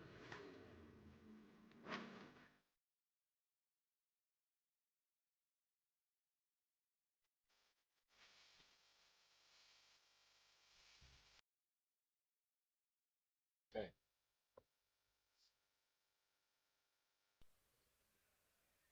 Now, Asmongold has been on a tear, all right? He's noticing a lot of issues with modern American society, actually. So we have to talk about the leftoid retard protests going on everywhere, too. Times Square holds a quids rally, proclaims support for the Islamic Republic. We proclaim our support for the Islamic Republic. I covered this yesterday, actually. This guy needs to go to jail and get deported. I don't care about the order. He needs to go. Shame, shame. If you are directly allying yourself with an enemy military force, this is not freedom of speech. This is treason. Bro needs to go. USA! Oh my God. Iran is the central pillar of the struggle against U.S. imperialism. Oh my God, dude. Leave. What do we do? Why are these people in the country? Bro! The conversation needs to be, how do we denaturalize and deport all these motherfuckers as quickly as possible? That's what the conversation needs to be. I don't even know how we could have let it go this far, guys. And Hamas, both of which are designated terror organizations. Take a look. So get rid of their citizenships and send them to Lebanon and Gaza, okay? I'm tired of this shit. I really am. Like, we are such pussies. Like, as a collective Western civilization has been so pussified, all right? Bro, we did not win wars, conquer the world, all right, and fight this shit for this garbage, all right, just to become absolute pussies? Listen. Say it loud and say it clear! Say it loud and say it clear! We support Hezbollah! Oh my God. Like, literally, how is this not, like, I mean, and Hassan Piker says the same thing. All of these motherfuckers needs to get thrown into a cannon and rocketed across the world. Deport all of them. But what if they're citizens? Then remove their citizenship. They're allying themselves with an enemy terrorist organization. Yeah. Why is this not just an automatic deportation for totally everybody? True. First Amendment doesn't count for terrorism. Think about it. Just take a step dude, back. I'm so tired when people do the First Amendment spiel. It's like, technically, they have the First Amendment right not to join a terrorist organization. Yeah. The First Amendment right to join a terrorist organization? Excuse me? About it. Think about how retarded it is that we're sitting here listening to these people. Through hundreds of apparent terror supporters. I agree, but citizens? Nah, dude, that's crazy. What do you... Dude, I love the fact that this conversation is going to evolve. All right, no, I don't care if they're citizens. It really doesn't matter. Oh my God, he's a naturalized citizen. Do you understand that when you become a citizen, you have it to make doesn't an oath really that you're matter. allegiance Like, to the I United mean, do States you remember what against they were threats, saying? foreign- Okay. Do you remember what they were saying with Justin Bieber when he was just speeding and they were trying to talk about, like, Barack Obama was going to, like, denaturalize him just because he did that? Like, for real? Like, this is not, like, a topic that has never been said ever in existence. It should never have been, like, where people are so bold and they think that because they have their title of citizenship, they don't think it can be taken away. Period. And domestic. Even for people who are born here. Because if you do something so stupid and cruel, then maybe we should start thinking about denying your citizenship and sending you to some other place. The paperwork is there. Like El Salvador. Okay? If we actually had people with balls, all these motherfuckers would get deported. Because there's a reason maybe you gave up on the West Society. Maybe you need to go see South American West Society. With this fantasy so that these people are really American citizens? Do they identify as American citizens? Petition for your citizenship back after 10 years or some shit. This legal distinction determine your ethics and your morality. And the best part is you can even do this legally. All right, that's what I'm saying. You should think about what the right thing to do is. They have a poster of Khomeini. Oh my God. And now he's holding up more photos of the Iranian. Oh, that's the. Oh, look whose flag it is. So let's talk about our favorite flags. Oh, like overall, what my favorite flag? Yeah. Hezbollah. It's the mustard flag. Somebody said there's a new bomb threat. A new New York City bomb threat. Can you believe that? The New York PD bomb squad rushed to. Why are there so many bombs in a city that has a Muslim mayor? It's a coincidence, probably. It's maybe Islamophobia is doing it. A upper side 9/11 call. They really like making bombs over there, huh? They really like their bombs. I think that what happened, why there's been like a huge escalation, it's because of the Iran war and some Muslims thinking that it is Islam that's under attack rather than a regime that uses Islam as an excuse to oppress people being under attack. Because the mayor excuses and encourages it. I think that he rationalizes it. This was a vile protest rooted in white supremacy entitled Stop the Islamic Takeover of New York City. And they were right. And they were right, and they were justified a second later when someone threw a bomb at them. Somebody who was Islamic threw a bomb at them. But you're not going to mention that. New York City Muslim mayor names New York's first trans woman to lead LGBTQI. Asmongold, for the love of all things, do not unmute the audio. Do not unmute the audio. A+. Don't do it. Don't do it. Never unmute the audio of a trans person. No. Keep it on. Community as well as intersection communities and adjacent communities are under extreme attack. Holy shit, look at it. Oh my God, look at this. I'm sorry I had to do it. He'll forgive me. I can see the bar on this bottom of the screen rolling.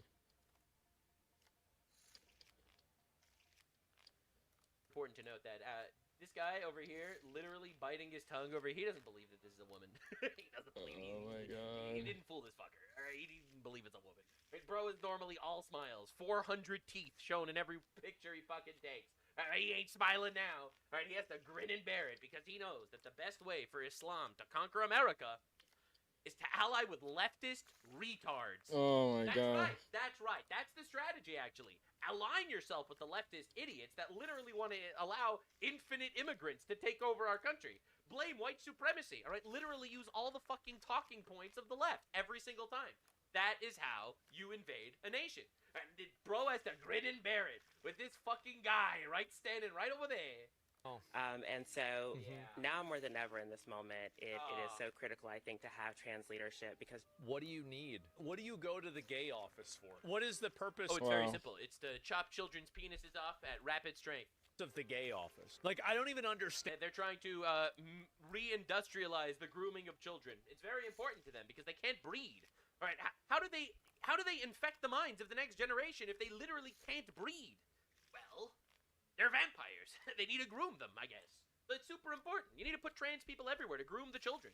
And in fact, this literally helps the Islamic process too. I don't think people understand how they feed off each other. The left needs votes, all right, because they don't have children. Yep. So what do? They import infinite retards. The infinite retards that are coming into our country. Apparently could vote the whole time. Well, they need something too, and it's actually very simple. Not only do they need the left as the policy that they can import more retards, and this is going to shock you, but they don't give a fuck if they're sterilizing white kids. Are you kidding me? That's who these trans people are targeting. You don't see a single trans Muslim. That doesn't fucking exist. Because they're taught from the womb that there's two genders. Obviously, because that's normal. Alright, they're not falling for this shit. No Muslims are falling for this, obviously. But the Muslims will hug the trans people, obviously. Of course they will. Clearly. They're literally operating on each other's best interest. Alright, the Muslims get to sterilize the white people and get a body of power with leftist policy. And the leftists get to win elections and bring in a new generation of voters by importing infinite retards. It's a perfect symbiotic system. You know, the only loser here is Western civilization. Stand this. Are under extreme attack in this country. So let's. By the way, for the record, the trans community is not under attack. The trans community is attacking. All right, there's a very big difference. All right, there are more trans shooters than ICE shooters. All right, every time there's a terror attack, you always have to flip a coin. Is it a transgender or a Muslim? Every time. It's diabolical. Let's ask, how does Hezbollah treat the LGBT plus community? Hassan Nasrallah, head of Hezbollah, those who commit this act, even if they do it once, are to be killed. It's literally chickens for KFC all over again. And man, dude. Wild footage of liberal activists These guys block are retarded. immigration operations? What is this? This is the unholy alliance over here. These are the communists that are fighting for Cuba, and this is what we're doing. My God. Damn, they've really crashed out hard, huh? Are you done? Look at that! This is embarrassing enough. Look at this thing! Ridiculous. Look at it! How much? 330 million people in the United States? I don't know what the political discourse is. I just want to be on the other side of whatever this thing is. All right, I just want to be on the other side. You tell me this thing's politics, and I'm on the other side. I disagree on every policy. I don't know what they are, but I disagree with all of them. 330 million people in the United States. Man, we really got to get the orcs out of the Shire. This is a huge problem. Fucking Nazi. Go home. Go home. This is the person telling you you're a Nazi on the other side of the anonymous Twitter account. Your empty-ass house and your empty-ass bed because the wife you thought loved you left you because you're a piece of shit working for a Nazi as a Nazi. I really love that. I love it. People should be able to do this. I disagree. I think it's awesome. Like, go up to some... Please broadcast yourself being completely insufferable and retarded. Somebody like this close and starts yelling and screaming at them. I don't know why we allow police officers and our law enforcement officers to be disrespected by these rabid animals. You are pathetic. Nah, I disagree. Operation Let Them Speak. That's where I stand. That's where I stand, absolutely. I think anyone joining the anti-ICE raid should be treated as an enemy of the United States, don't get me wrong. It is kind of getting crazy. It should be thought of kind of differently. Actually, no, that's based as fuck, actually, no. No, I'm really glad that these people are doing this on camera. I think the best way to crush the left is you're never going to convince them with ideas because quite literally they're captured. They don't give a fuck. Right? They hate God. They hate Western nations and Western civilization. I think we need to cut, obviously, foreign funding to, like, colleges, for example. But we need to humiliate them. And they do a really good job giving us the material. Yeah, see, this one, I think they should just run them over. I do. Wow. Oh, absolutely. If you're on a job, these people are obstructing justice, you can get rid of them. Yeah. The fact that we put up with this is just crazy. We almost got the mega Rubius jackpot, or guys. JD Vance would be willing to do what I think they should do. Maybe one day we might get a candidate that is. I think the best thing for you to do is just shut this down as soon as possible, and that way more people don't get a good idea to do this, and they don't get themselves hurt. Yeah, you won't have an Alex Preddy situation. And I'm pretty sure John...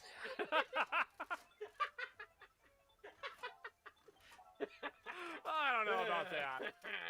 Go whale hunting. You are pathetic. True. Anyway, so that's what we're dealing with everywhere. All right, so NBC News. At least 4 House representatives have expressed anti-Islamic sentiments on social media in the wake of the Iran war and the recent violent attacks at the U.S. No.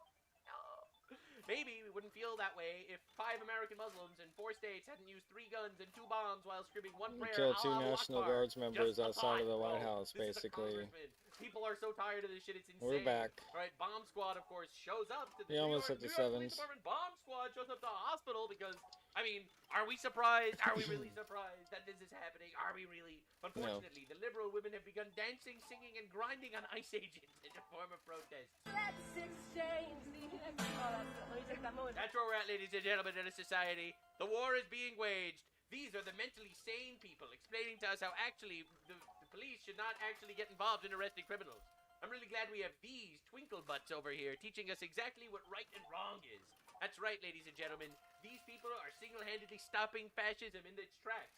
How could fascism I know, survive right? Like party liberal rocking? women are Is that what we're twerking on our doing? agents? How could we possibly survive, ladies and gentlemen? The hoification of society is incredible. How liberal white women feel after blowing a whistle and blocking traffic to help a foreign child rapist evade arrest. unironically true. I mean, listen, man, all of their empathy that they should be using on their children, they can't because they aborted their children. So now they have to use it on child rapists instead. All right, of course, everyone keeps pushing the same narrative. ICE did it again. They released a detainee far from her home without notifying her family. 3 days after having an ankle monitor put on by ICE, 31-year-old Daffy Michael was found unresponsive at a bus station. She died later that day. She was seeking asylum in the U.S. Oh, so she's illegal in the country.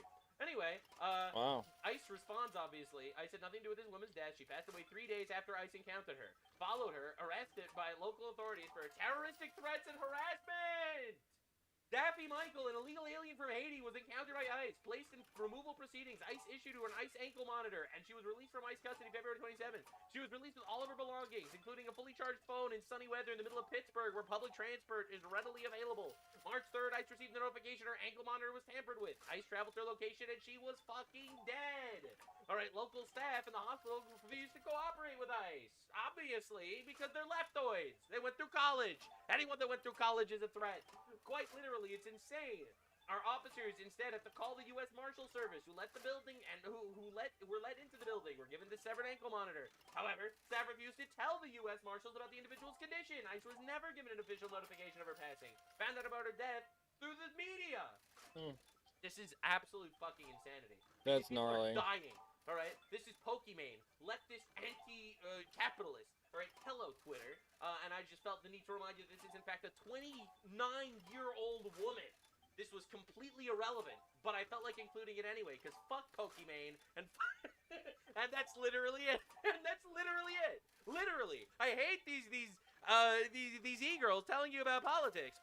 I'm actually a 29-year-old millionaire, and I'm here to criticize billionaires. Fuck you, bro. Yes, I'm gonna make fun of you for no reason. Absolutely. That's what happens when Nuxanor is unleashed. Definitely subscribe. All right. So this is an Islamic imam in Michigan. Michigan, for God's sake. Look at the system that we live under. Allah subhanahu wa ta'ala, you know, he says in the Quran, he talks about, he uses the word batu. System of the kuffar is batu. That's us. We're the kuffar, because we don't believe in the Prophet Muhammad, peace be upon him. Word means batu. Batu meaning that's us. It is unaccepted over the unbelievers that the Muslims always have of the unbelievers, and that is, we should not fear death. That's what we're dealing with, a death cult. Yep. And that lack of fear of death is what it's always given us power over them. I remember years ago. We know, you blow yourself up and shit, and people are scared of it now. Ronald Reagan. True. Situation where somebody had jumped into a vehicle, I think it was in Africa, and they ran the vehicle into this huge building and blew it up and killed a whole bunch of people. And they came to Ronald Reagan to ask him about that. They asked him. And he said, and I'm not a good imitator, he said, well, he said, how in the world do you expect to stop a man who is sitting in a truck full of explosives and he's running into a building saying, God is great. And he couldn't understand that. Because when you reach that level where you don't, your love. When you join a death cult, you're willing to die. Yeah, thanks, man. This world is replaced by the love of the hereafter. And therefore, the removal of the fear of death is no longer there. You got the edge. The Walheim is taken. The softness is taken. All these things are important. The original plan that Allah subhanahu wa ta'ala has given to his creation is caliphship. The Khalifa is the policeman of the planet. So the caliphate, where the Islamics conquer the world. Those badges you see, you know, FBI and Homeland Security, they don't mean anything. Right. Deport this guy. The only title that means something is the caliphship, because that is the title that Allah subhanahu wa ta'ala has established and said that this progeny, this successorship that goes all the way back to Adam, alayhi wa salatu salam, they will be the policemen of the planet. So we're importing people that don't believe in our law enforcement, that are the law enforcement. They don't even believe in Adam and Eve. In order for that, or they believe in that as like a system to hold it, like it's in check or some shit. Wow. And so Allah subhanahu wa ta'ala, you know, he gave, in the beginning, he sent the caliphship to the Anbiya, to the prophethood. And each prophet brought a brick that added to this house. Maybe they established jihad over here, and Sheikh Al-Bani, rahimahullah, his position was that jihad is holy war, just to understand. You know, that might be I'm here to help. Fire. You know, look, I'm not making you Islamophobic. This guy is. All right, I just want to make it clear. Before everyone says that I'm radicalizing people, I'm not radicalizing people. This motherfucker's radicalizing people. For some cause that exists in that particular land. I'm just here to help. The real jihad must take place on a world scale. Why? You want to, like, globalize the intifada? That's weird. Because to establish, the purpose of jihad is to establish Dar al-Islam.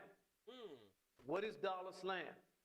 Dar al-Islam is the system of Allah subhanahu wa ta'ala.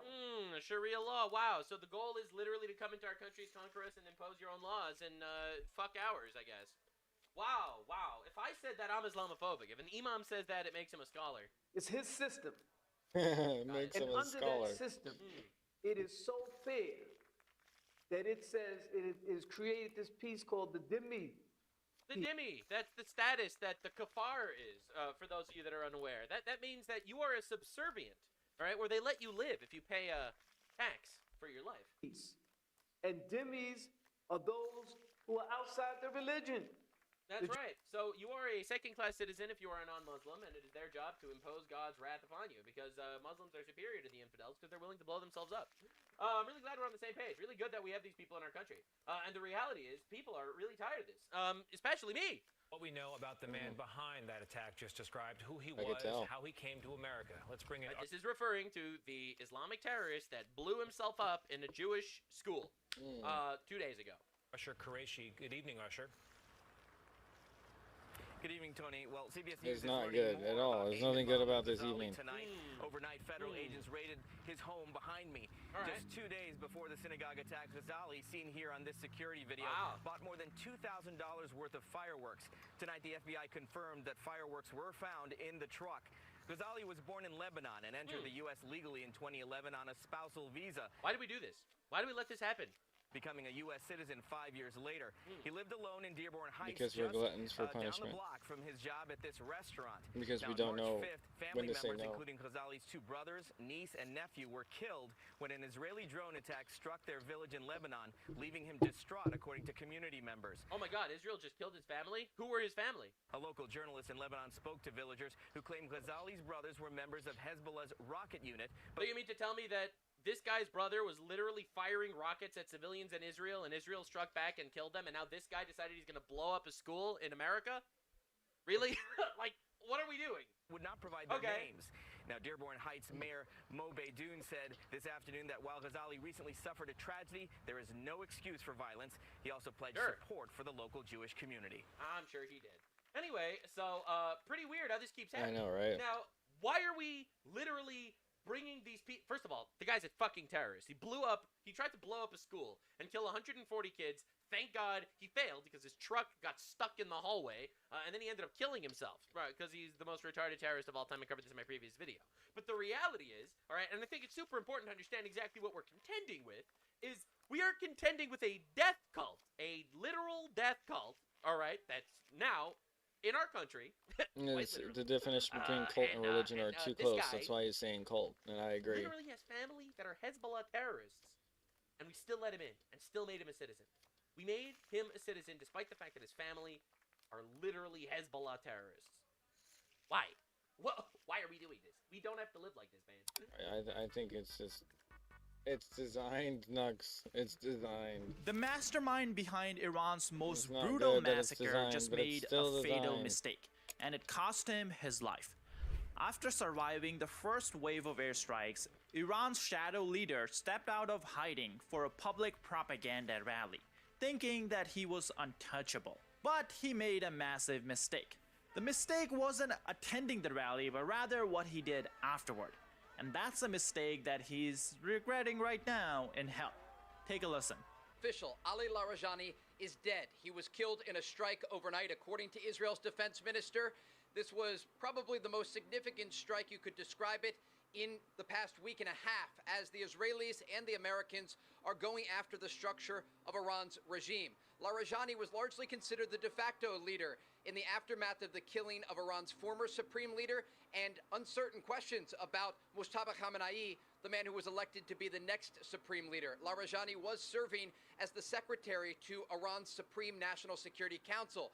I can also report overnight the Israelis, in a separate strike, killed the top commander of Iran's Basij forces. This is a wing of the IRGC. His name is Ghulam Reza Soleimani, and he was responsible for commanding the crackdown on protesters earlier this year across Iran.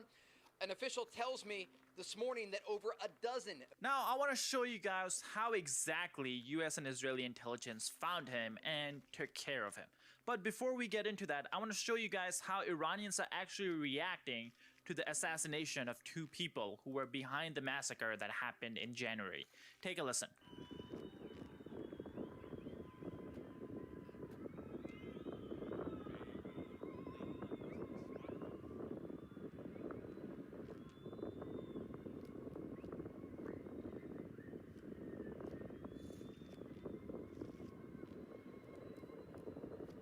This tells you everything you need to know about what he did to his own people. You see, the reason Iranians are celebrating is because Ali Larijani was the mastermind behind January 8th and January 9th massacre.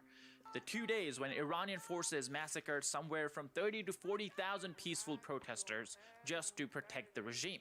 In fact, this has been reported that Larijani carried out this massacre by taking direct inspiration from what happened in 1989 in Tiananmen Square in China. He looked at how the Chinese Communist Party rolled out tanks against its own student protesters, and then he looked at how the Chinese Communist Party is still alive right now. So his lesson was simple. You have to be brutal if you want to stay in power, and that's exactly what he did. And he succeeded. Guess what? Right when the protests seemed like they were reaching a point of no return, Iranian Supreme Leader, the former Supreme Leader, Ali Khamenei, gave Larijani enormous power to take care of the revolution.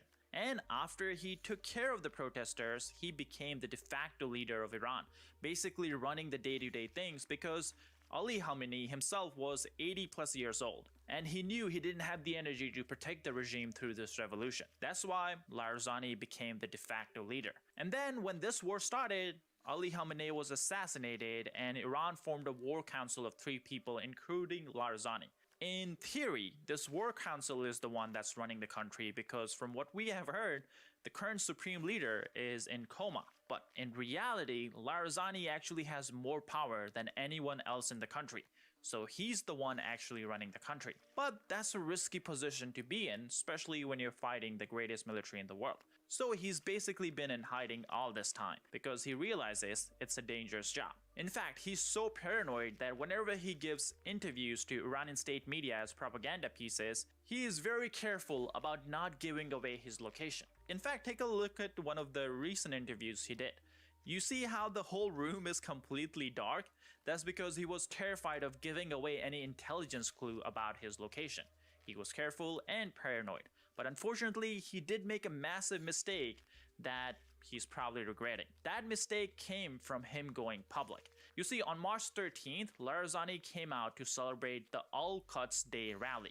Every year, there's a massive rally in Iran and probably around the world to celebrate this day. He and other Iranian leaders appeared in public, basically telling the United States that, hey, we're not afraid of you. If US wants to strike us, they can strike us here. But in reality, I think we all know that was never gonna happen. US is not striking Iranian leaders when they're out in public with civilians all around them. And guess what? Even the Iranian leaders knew this, and that's exactly why they came out. And on top of this, I do want to make a side comment. If the United States was actually as evil as Iran claims it to be, they would have actually struck Iranian leaders in the crowd. But they didn't. Because despite what Iran says, and despite what some people in the media want to claim, US military actually tries its best to avoid civilian casualties. But nonetheless, Iranian leaders knew this would be a great propaganda victory, and that's why they came out. In fact, we saw some Iranian accounts come out in public and say, this is proof that the US lacks air dominance over Iran,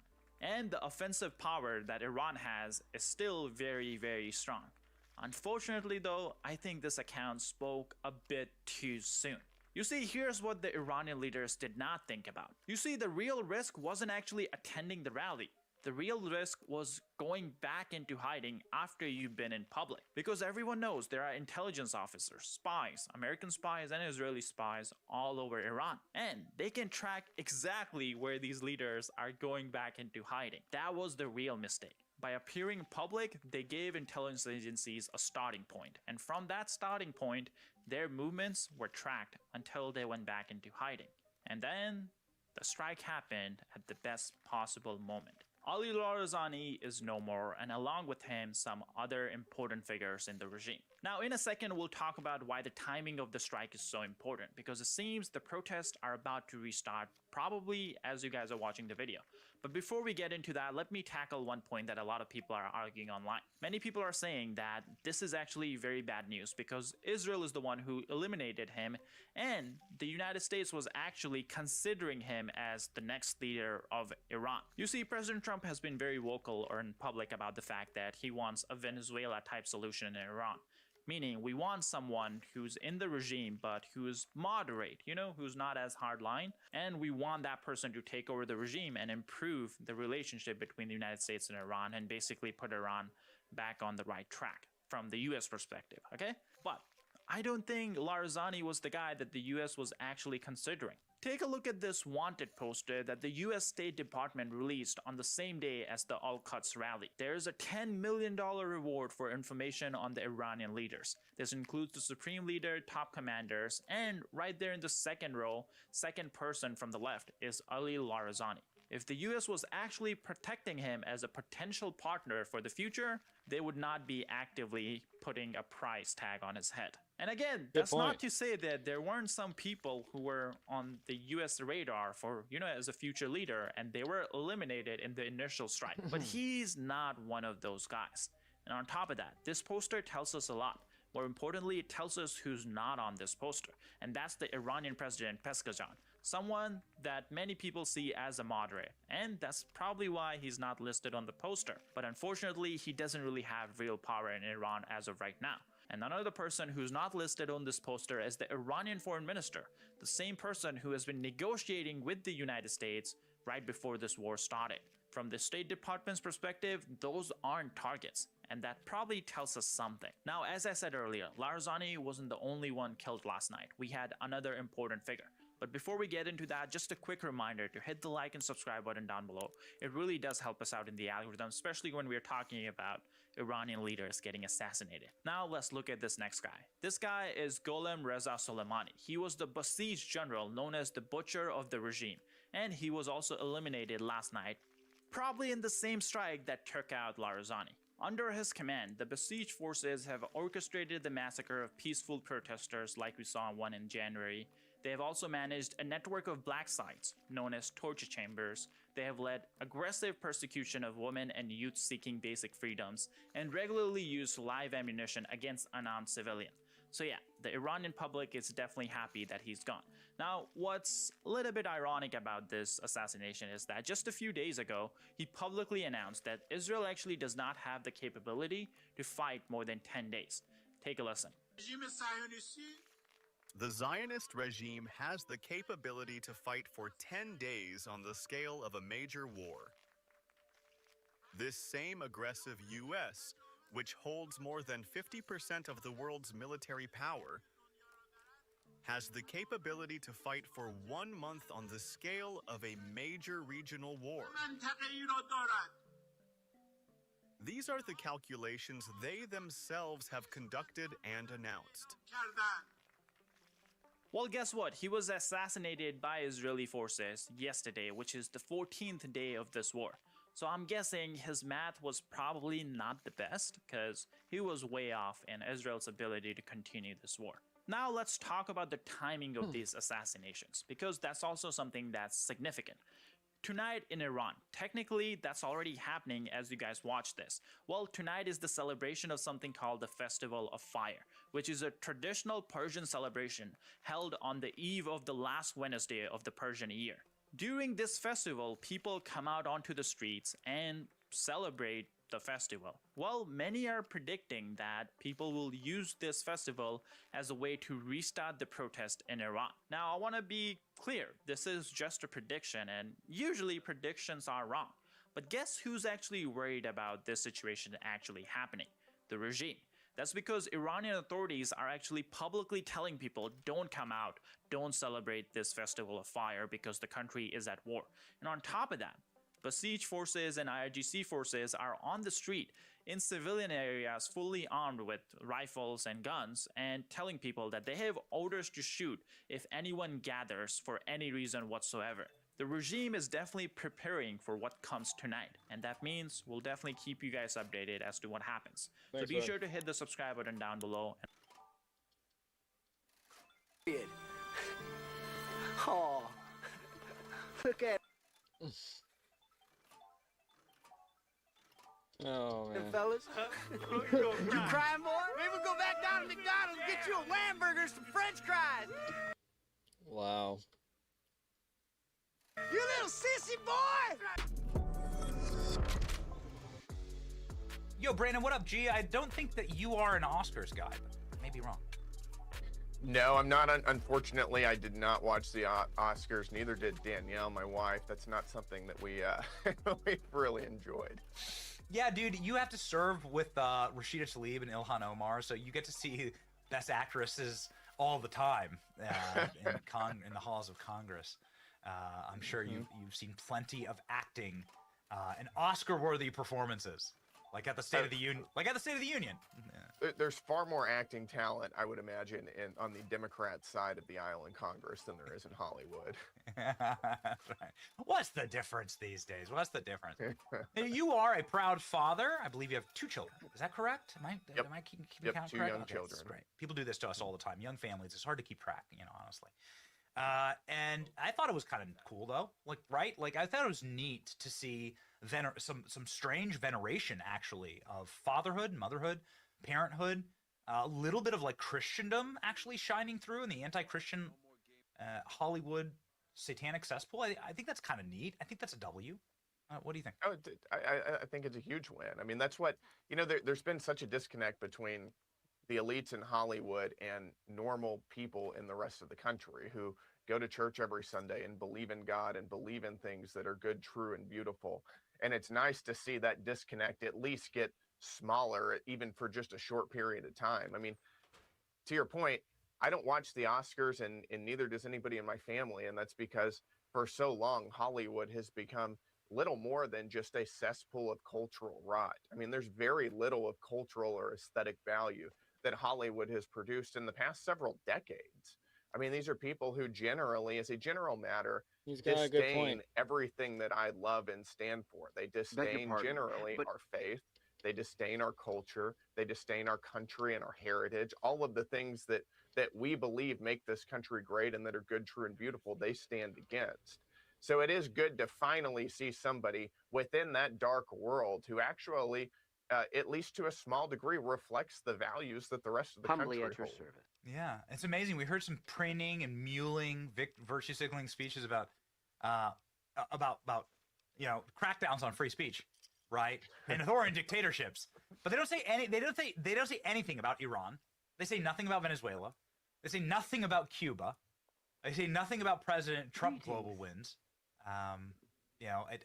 It seems quite, and they would of course never dare criticize communist China. That's where they need their money, right? Mm-hmm. Oh yeah, it's all just hollow virtue signaling. I mean, they're well aware of what kind of rhetoric is tolerated in Hollywood and what isn't. You can go so far as to say you love your children. At least they're allowed to say that, but they're certainly not allowed to say that they have any affinity for conservatives or Christians more broadly. And certainly not for anything President Trump has done that's been great for the country. They'll never cross that line, at least not anytime soon. I think it was remarkable that we didn't hear any complaining about the police or cops, given the fact that there was a massive FBI and Secret Service presence at the Oscars itself and federal law enforcement presence at the Oscars itself because of a Iranian drone threat. And they had ratcheted it up to 11, all reports say. And it's remarkable how all the ICE out pins disappeared when it was federal law enforcement protecting them at their little event. Right. I mean, these are the people who actually benefit the most from police protection, whether it's because they get threats for whatever reason, or it's a massive target for foreign agents. They're the ones who get protected, and whenever they don't, they've all got private security anyways. What they think? But it's really easy whenever you're in that kind of bubble to look down on the rest of America who wants to exercise our Second Amendment rights, or who wants to make sure that our local police departments are not only fully funded, but actually from a morale standpoint supported by the people. But it's one thing after another with these people. They'll take all of the benefits of living in the United States and all of the cultural and economic benefits of really what conservatives have been pushing, and then throw it back in our faces. Yeah, just one final note on this. I mean, I know, again, you're not. We didn't ask you to come on the show to talk about the Oscars necessarily, but you are young, and you are like locked in, and obviously you have millions of followers on social media, and you see this kind of stuff. Jimmy Kimmel, I don't understand. I thought he had a restraining order from all of the award shows in Hollywood. I thought he had a beeper on his leg, but sure enough, he's able to claw his way in to every single award show and get on and give some like Trump-hating speech, mewling speech. And last night he was talking about how there's we live in a country with authoritarian attacks on free speech. He says this, and he cites CBS and North Korea and America as like the things attacking free speech. I wonder your response, perhaps, to Jimmy Kimmel. Oh yeah, it's always rich to hear somebody talking about the attacks on free speech from ostensibly Republicans and conservatives, whenever you're the one who is bashing the president and bashing conservatives and Christians on national TV and on whatever other platform literally you want to use every single day. Every day for 2 years, 3 years now. Nobody said he doesn't have the right to say that. As idiotic as most of what comes out of his mouth is. But I mean, to your point earlier, young people don't watch this stuff anymore. I think for the main reason is that it's just not funny or entertaining. He's not like the Man Show. It's a bunch of self-serving, elitist, really contemptible elitist people who are, running an awards ceremony so that they can congratulate themselves. There's nothing. And I think most people look at this and say there is very little of value that you've created in your lifetime. You're not entertaining. You don't promote any kind of culture that I relate to in any way. So I'm just going to turn it off. Well, Brandon, watch it. Self-serving elitists is get like a mad great at them? segue It's into so the U.S. stupid. Senate. So pay him to get mad at them. A wonderful opportunity to talk about the SAVE Act and what the hell is going on up there in the Senate. Although I did hear some good news, perhaps this weekend, that we may actually get a true debate. We might actually be getting closer to doing a proper filibuster of the SAVE Act in the Senate. You've obviously been the co-signer of the bill and its initial advocate, and somebody who's been beating the pavement and hitting the bricks for this. Spamming live, What's by up the way. with this most understand popular that. piece I'm of not doing too legislation, much, maybe in but American I'm just history? watching this with you guys. Oh, too. and yeah, that's the thing. The American people look at this right now, especially Republican voters, and they say, we elected you guys. We gave you a control of the House and the Senate and the presidency. Now you've got the most common sense piece of legislation you could possibly contemplate. And you can't even get this done. So right now, as you know, we passed it out of the House. It's stuck in the Senate. It looks like things are moving in the right direction in the Senate right now. They're starting debate on this bill. It looks like that debate is going to last quite some time without getting into all of the nuances of Senate procedure. Leader Thune is doing what's called filling the tree. So they're putting Republican amendments onto this core piece of legislation as a means of sort of prolonging debate. It's almost like one step short of a talking filibuster. So I'm happy to see that. But I think what we need to recognize is it's not over until it's over. The goal here is not to put this up for a vote in the Senate, to put people on record and see who stands for the SAVE Act and who doesn't. The goal is to get this bill to the president's desk. It should be a very good point of why wouldn't you want to pass voter registration, period. That's the whole purpose of all of this. But we need to know.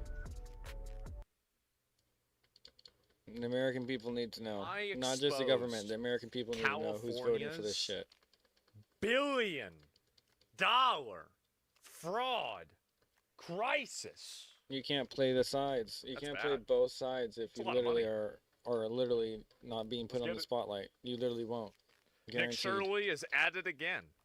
It's happening. It's happening. There's no accountability for you being on one side one year and then flip-flop the other side and not be able to tell why. This money. Then there's literally a problem. This is the sound of hospice money. Wait, what? That's hospice money? Hospice What's money. the need for a 1,000% increase in hospice care here inside of LA? Do you have the paperwork to enroll a little boy by the name of Joey? You don't know what's going Joey? No, they're doing Well, Joey. it says there's 14 children enrolled here on the state of California. Slams the door. $6,000 per beneficiary. You can't make I this told shit you up. guys, Minneapolis was only the fucking tip of the iceberg. It's not even the tip, This bro. is so Just bad, it's you a have no symptom idea how of bad it a is. problem, and it just Can will you keep give us any subsisting. explanation? It's a Where cancer. can we open a hospice at? Get a Maybach just like you. Damn, those are California may have 160. the largest amount of fraud in the 160K, country. that's as expensive. California Of is people the like state with this. the highest Cancer is taxes because and of people collects like more money Gavin than Newsom, any other leaders who state do in not America. see this It problem is because they're filled with fraud. dyslexic. You or guys they would really can't be read without surprised a. to They can't have a understand speech that the because they need entire everything underlined, and you migrant can't just and read immigrant speeches that are underlined. communities, You can't read a teleprompter. big part of them Are you just kidding me? Not exist even if off you of wrote it. fraud subsidies You're that telling are me that this overlooked guy's by retarded then. Democratic leadership With the hard to R, secure bro. votes. Like you can't be a governor Like, that's if really you're a it. retard. California's version of Medicaid Like, you have no called idea how much of your Medi-Cal. how much of your money is being basically redistributed to a bunch of migrant parasites that need to be deported. Has more than You have no doubled idea. since 2022. Trillions of dollars over the years. Just ask the Probably $1 trillion a year. 222 billion. Look at this. Companies See? that left California. Do you Their think they left population, California however, because they has not wanted grown to? No, exponentially. that's because it was more However, profitable. their spending has. Even There Wells has been a Fargo, 1,000% Chevron, increase people who've in been here for hospice almost care 200 in years Los have decided to Angeles County. leave. Why? In fact, one You out of tell every me, $10 Gavin. of home health care in America is spent in Los Angeles. On top of One out of wait a second. What? that, increase in hospice care in the Los Angeles County. In fact, one out of every $10 of home One out of every $10 of home health care in America is spent in Los Angeles. in one You city. hear this? You hear this? Oh my God. Yes, the On top gravity of that, needs their to be said. government-funded daycare programs are filled Oh with my God. violations. While they continue to It give needs to money be to felt. these fraudsters, it is estimated that the fraud in California Because could of this be in goon. the hundreds of billions of Goonsome. dollars. In this video, we'll be Oh going my face to God. face with these fraudsters, confronting them as they defraud the American taxpayer out of millions and billions of dollars as Yep. they live their lives in luxury, driving around luxurious Yep. See cars that that? cost more than I think it's $100,000. insane, bro. that Almost you $250,000 actually paid for. and just Let's driving it start around first by because, going to hey, these we didn't pay daycares for it. filled with violations that still continue to I'll do receive it on money here when I get from free the cash, government. bro. When See, it's if it free, was up it's to free. me, Who I gives a would but have when I this would isn't free, reorient nothing's the free in real entire life. like government to So, I figuring mean, out it's not every single fun one of these people. when it's real life, but it's fun in Every a single game. one of these people that was They're involved playing us with for a what I game. decided was fraud. I would And not we're only just deport allowing them, it. I would We get can't every even message that feed they our had. homeless. We can't Like, I would even fucking go house through the homeless. you know, Why are we get letting their, people like, drive around WhatsApp or $250,000 cars? And I'd find every person that was even talking to them, and if any of them were immigrants, I'd denaturalize and I'd send them to Somalia or send them to Rwanda, wherever the fuck they came from. It's a Every problem. single one. Like, it would be a rapture. It would be gone. Needs to be like, said. like 20 million people gone instantly, if not more. Yeah, AOE them all out. AOE. The location of the daycare, it's in the middle Wakanda? of Yeah. this shopping plaza. A lot of the buildings are closed down or boarded up, Yeah, have been look at that. graffitied. And then you also have just a big dumpster right here. Oh with my all God, there's this a person garbage, there, too. And then the As you daycare said, is right that's so there. We're gonna go sad. in right now. We actually Let's have see a it. homeless person there too. We have a homeless person? Oh. See that? Oh, we didn't see him. He didn't see him in there. There's actually somebody sleeping here right now. Ah, He there he looks is. dead, bro. He looks Good literally morning. dead. Oh, fuck. Hello? You all right? Yeah. And so there is a homeless man who's sleeping right next to the daycare. He's sleeping right here, and the daycare is right there. This does not look like Wow. a place where you'd want to bring. This is, I love the juxtaposition where it's a bunch of foreigners. Like this guy, it's probably a white guy that's homeless in LA. The odds are he's like a fucking, and his family's been in America for hundreds of years. And he shouldn't be homeless. We should be paying for his fucking house. We should be paying for his food, his shelter. But instead, we're paying these fucking immigrants to run scams, and the money's not going to him. It's outrageous. Their child's, Oh, and fuck it does him. not No, look suitable. Fuck that. His great-grandfather could have fought in the Civil War. He's got great points. No, we don't say fuck him. It's true. No. We give them help. We give them help. We don't just say fuck them because they're on drugs. So they do have some children here. How many do they Got usually loyalty. say they have, or what's the story? It's your civil duty. It's from the state have said that they have 39 enrolled. And right now we're seeing about 5 children. Yes. We would They want are something like enrolling that right now. done to It says us. Medina Learning Center is now enrolling, so let's see if little Let's Joey see. can lear a little bit here at Medina. All Do you right. have the paperwork to enroll a little boy by the name of Joey? Yes, we'd like to I enroll. don't even know why little it's allowing Joey me in the to get this daycare. many earnings here. Usually it They would have cut it. me out, remember? I have no idea what's going on. How every single American isn't up in arms and calling to have a total fucking, like, just a reckoning with this immediately is outrageous to me. Why are we letting this happen? Why are we letting ourselves get scammed by these morons? It's their backup because facility they that you literally Keep this think about- that keep this in it's mind. going to the right spot. Nick Shirley is not an expert, okay? And they literally are These this are dumb. the room It's temperature not like they're IQ taking advantage of in dumb. Celsius. They're just part IQ of this people problem. that are so obvious that anybody can tell that they're doing it wrong. So think about the ones that are at least partially competent. I guess, but when you have a partial eye on it all, you don't even see through the fog of war. Ghost kids. So I want to find out Oh, great! Now we have new vocabulary that's being added. Ghost kids. the affiliation is Ghost and why kids. this facility Yeah. is listed as the backup. Yeah, can I get the paperwork to enroll a child? Yes, I can. Great. What do you think about daycares being used for fraudulent businesses to receive money from the government to say they're enrolling 39 children, 89 children, and they don't. for millions of dollars be going towards these Yeah. facilities? This is What do you your think daughter's about that as you do work in a daycare? No, it does happen. I've seen it like elsewhere. I've It's in seen other it, places. Being listening to the news. So it does happen. Uh-huh. Thank you. That's not good enough. It needs The to stop. card that they gave us, this is the licensee. Shouldn't be the allowed to person who happen owns from it. time to time. And that's so far been the only thing they've been able to give us as to how to enroll a child. Uh-huh. And then in the back corner of this parking lot appears to be the playground. Oh, Here's a bunch of is there garbage. another homeless person Yeah, living next to living the in the kids' rubble. playground? Yeah. And then right Oh, here this appears is to be crazy. the I playground. can't even believe Some this strange shit. things Looks like a in zoo. California, it's like a fourth world happening country. outside this daycare. Whether or not it's fraudulent, there is a lot of suspicious activity taking place. This right I here. guarantee you, you look into this, it's going to be a scam. Like, what do y'all think the probability is? I say it's 100%. It could be 200%. There could be 2 scams. There is Hayden Sarah Family Childcare. This is a daycare right here.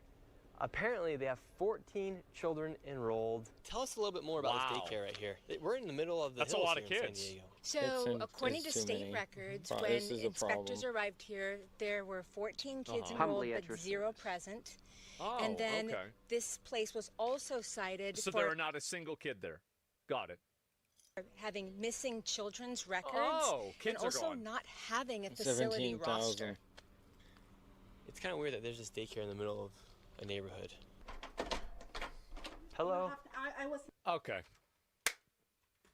It's just a housekeeping. I've seen this one. Housekeeping? No, Mr. Superman no is here. okay. No. Oh, I can sue you. I was like, I wasn't dressed up. I'm Muslim. Either Oh way, can my we enroll a child into the God. daycare? You don't know what's going on. Well, it says there's 14 children. Immediate crash out. You don't know what is Enrolled going here on on? the What state do you of mean what is going California. on? Ice? It says there's 14 children enrolled here. You don't care. I do care. Then where are the children? Where are the children? Where are the children at? It's not enough It's Minnesota. You come here. not Minnesota, you come here. He knows. You she know. knows, bro. Oh my God. You know. Where are the children at? Where are the It's children not at, man? good. I don't know why we let these parasites do this. I really don't. Oh, geez. Like, this should be like Oh, mass deportations Jesus. and the revocation Oh, we of gotta get Atomic migrant and Rainbow, then we're immigrant outta here. status to a lot of these people. We'll go try to should just duplicate be it. like, it should be assumed in 2028, like Marcus Rubius, JD Vance, whoever the fuck is gonna run, I am gonna vote for whoever will go the most Old Testament with removing these people. It has to happen out of fast. our country. Like, Every I'm single talking one. like every Every car on the single side of one. the road left. Get- I don't even give a think we fuck use if the you don't National have a Guard and the freaking military to round license them all up. I and you think don't we even do. have a social security All right, number. so what she's doing, she's you're making a video right now. going She's gonna send somewhere. it out all, all the other daycares. But None of this at the end shit. of You the day, fucking get an ankle monitor, enrolled get, for 14 that children, shit chopped off, no and you end children up here. dead And this is from the somewhere state- It's government uh, because they the can't state refuse wants to application. consider We're not you targeting an asylum. I'm done. This is insane. Fuck it, they're back in Somalia. Somali Freaking population. We're just going insane. after daycares, and it just so happens to be that all the daycares, they are Somalian so far. No way. Where are the Oh, children you're at, just gonna man? start singing. Was she casting a spell? Is he singing? 14 children. Would She you like wants- to make a statement as She to where wants the to children make are? the music so it's Ma'am, a we would not be here if copyright. we weren't asking you. You don't care. What do you mean we don't care? That's why we're here. We don't care. Yes, we do care about the This is why fraud. we're Why here are to there ask 14 kids in about that these house? daycares. Who you are? Who you are? My name's Nick Shirley. You already know that. Shirley. I know, Oh but my you a god, this trouble is man. fucking How are we making crazy. trouble? You're causing trouble. Let me call 911. We just want to know where the children Call are. 911. 911. For what? Sorry if I what? burning on the We dance haven't done floor. anything. And now they're wasting our Whoa. money on emergency services It's to protect true. their scams I for said stealing that our money. earlier. It's too The much. problem with these daycares is that they receive money through a program called CalWorks, but as you see, there are no children actually there. Seems These like it's not working. fraudsters are simply enrolling children on paper to receive government Keep subsidies. rolling that R, Even huh? after the state Keep visits doing these it. daycares and confirms there are no I children can't even actually say it like there, he does so the many government times. and the state continue to give these He doubled down daycares on it, money. then he made it his now it's anthem. going to another daycare. Can we believe that? You believe that we're subsidizing all these people? No, Once I again, we can't. have another daycare. But Speed this running, Stand getting in the daycare is corner right and here carry inside myself to of sleep. this home, and let's Standing see if up. there's any children here. Like a camel. They do say they have 7 enrolled. The state has said that there is 0 when they arrive. If Vance Is this doesn't do Habubu something with Family his new fraud Childcare? task force, I'm Yeah, voting we were Marcus wondering Rubius. if we could enroll a child into the daycare here. We know you. You need to get up from here because We know you. Uh-oh, they were prepared. it's trespassing. How fucked is the You USA? see the It's really sign bad. of trespassing? And can I speak with somebody on the sidewalk?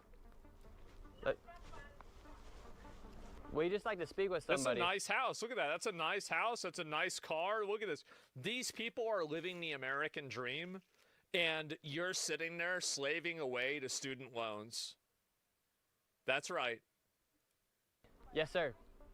That's right. Your tax money and all the benefits are going towards immigrants living the American dream, while the American person has to pay for it. And if you call it into question, you will be slandered, demonized, lied about, branded a racist, implied to be a pedophile, for asking where the kids in a daycare that's at a fucking house that looks like a trap house. That's it. A Nazi. Yep. That's why Arnold couldn't do anything in California. Nobody can do anything until somebody gets in there and does something. Yes, we're right here. Can we talk to you really quick, sir? Can I come talk to I you, please? can't talk to All you, right, so fuck right now you. the current situation is we have some people yelling through the Ring doorbell cam. A man came out, started yelling, and then She we said also her have house, go back. this car Yeah, of course recording it's their as house. well. But we just want to ask them for some clarification for the American people. 4 different visits. The state inspectors have shown up. There's So kids they've been to this house 4 different times? enrolled anywhere from 7 kids and up. And every single time the state Can you has explain showed why the state doesn't shut these down? The state doesn't shut them down because it is the perfect marriage between malicious compliance and cynical funding. So basically, you have the government workers, the individual government workers that are incentivized not to find fraudulent documents because it lowers their productivity. And then you also have the lawmakers that create the systems that it's in their best interest to keep these people funded because they want to create a permanent underclass of non-American, non-white, non-Western, non-Christian coalition of voters that they can have vote as a bloc for their policies. And the way that they buy those votes is through the American taxpayer by redirecting and redistributing our tax money into funding their lifestyle. That's the reason why. Up 0. That's the strategy. We're just asking for some clarification. That's how it works. They won't even answer any of our questions. So essentially, a house Import just votes, like yes. this is receiving money from government subsidies without actually running a daycare. Meanwhile, they get money from the government as they run They their clearly fake benefit off of it. daycares. Now let's go to another yeah, 'cause one they make that's their even voting. more concerning, as kids are left all alone. Now we're at the Jama Shukri Family Child So there's Care. just two kids sitting outside. This place is not in a shopping plaza. It's not anywhere near any place that looks like a place where a daycare would be. In fact, it's actually in one of these apartments They right only do here. this for foreigners? So they're able to Yeah. have daycares inside apartment buildings? Yes. So I've come across many of these. Some of these are on the third story of an apartment complex. It's only 1 bedroom, and yet the capacity is for 8 kids. We just arrived at the daycare. We have 2 kids out here. I don't know if they're members of the daycare. There's no oversight right here. Can we talk to your teacher? Is your teacher there? So this is the first child we've ever encountered at one of these daycares. Yep. There's 2 kids out here right now, and we're gonna see if we can talk to the Licensee. All right, let's see it. It is, according to this paperwork, Shukri Jama. Can we talk to the adult? He is not here. Not here. Yeah. So you guys all by yourself? Oh my God. This is so No one's here. ridiculous. Yep.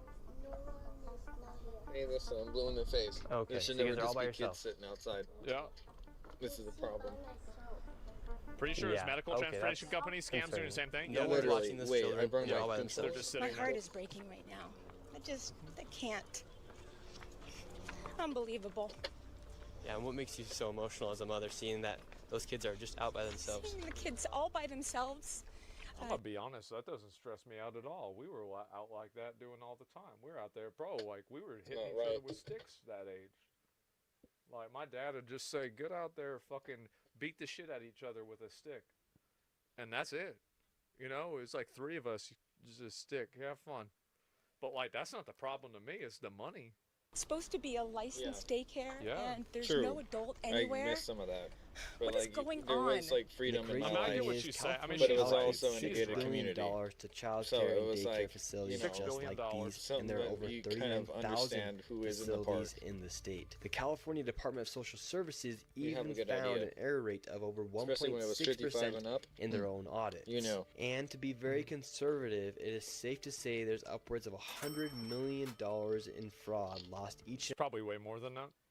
every single year. And now let's head over to where there's so much fraud you're gonna lose your mind. Let's head over to Van Nuys, where there's home health care and hospice fraud literally everywhere. With the fraud here, California ranks the highest Sorry for dipping out for so much. I like to, Medicare, Medicaid, Oh, hold on. Medi-Cal, whatever you want to call it. They spend the most amount of money to per check on my state, toads and and stuff. here They're in LA, nocturnal. They're on 1 the out other of side every over there. $10 that goes towards We have home leopard health care in geckos. the United States Yeah. goes I to a have my- I business have to here do in my LA. husbandry. Right now we're in Van Nuys. This location has tons of hospice centers, home health care centers, and right It's now we are also going to 4:40 in the Gardens of morning. Angels. Thank you guys for sticking around. Gardens of Let's do it the night. Angels. Surely Appreciate there'll that. be some angels there, right? We have. Well, I'm I not can't just believe hosting this. for We myself. actually have I mean, a fraud. This is We crazy. have a The fraud stuff that's defender. going on. That's I your can't government's just not fault. speak on it. Well, like Justin, you agree with me that we should just round all these people up and send Living them in back California, to being Somalia, homeless where here the for fuck 10 they years came and from, seeing right? this, people I driving hope to around God in Trump cars gets like killed. this. You're And, very I edgy mean, boy, but like you agree with me, right?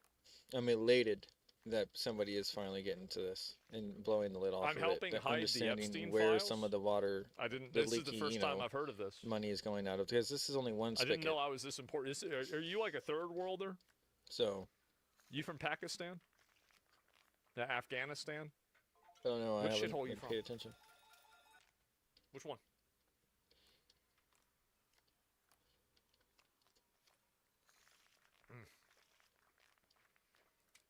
A fourth worlder? Yeah, maybe you're right. Retardistan? Yeah, you from Retardistan? From Retardistan. There anything you got going on? Because I mean, it's pretty simple. You just get all these people, get rid of them.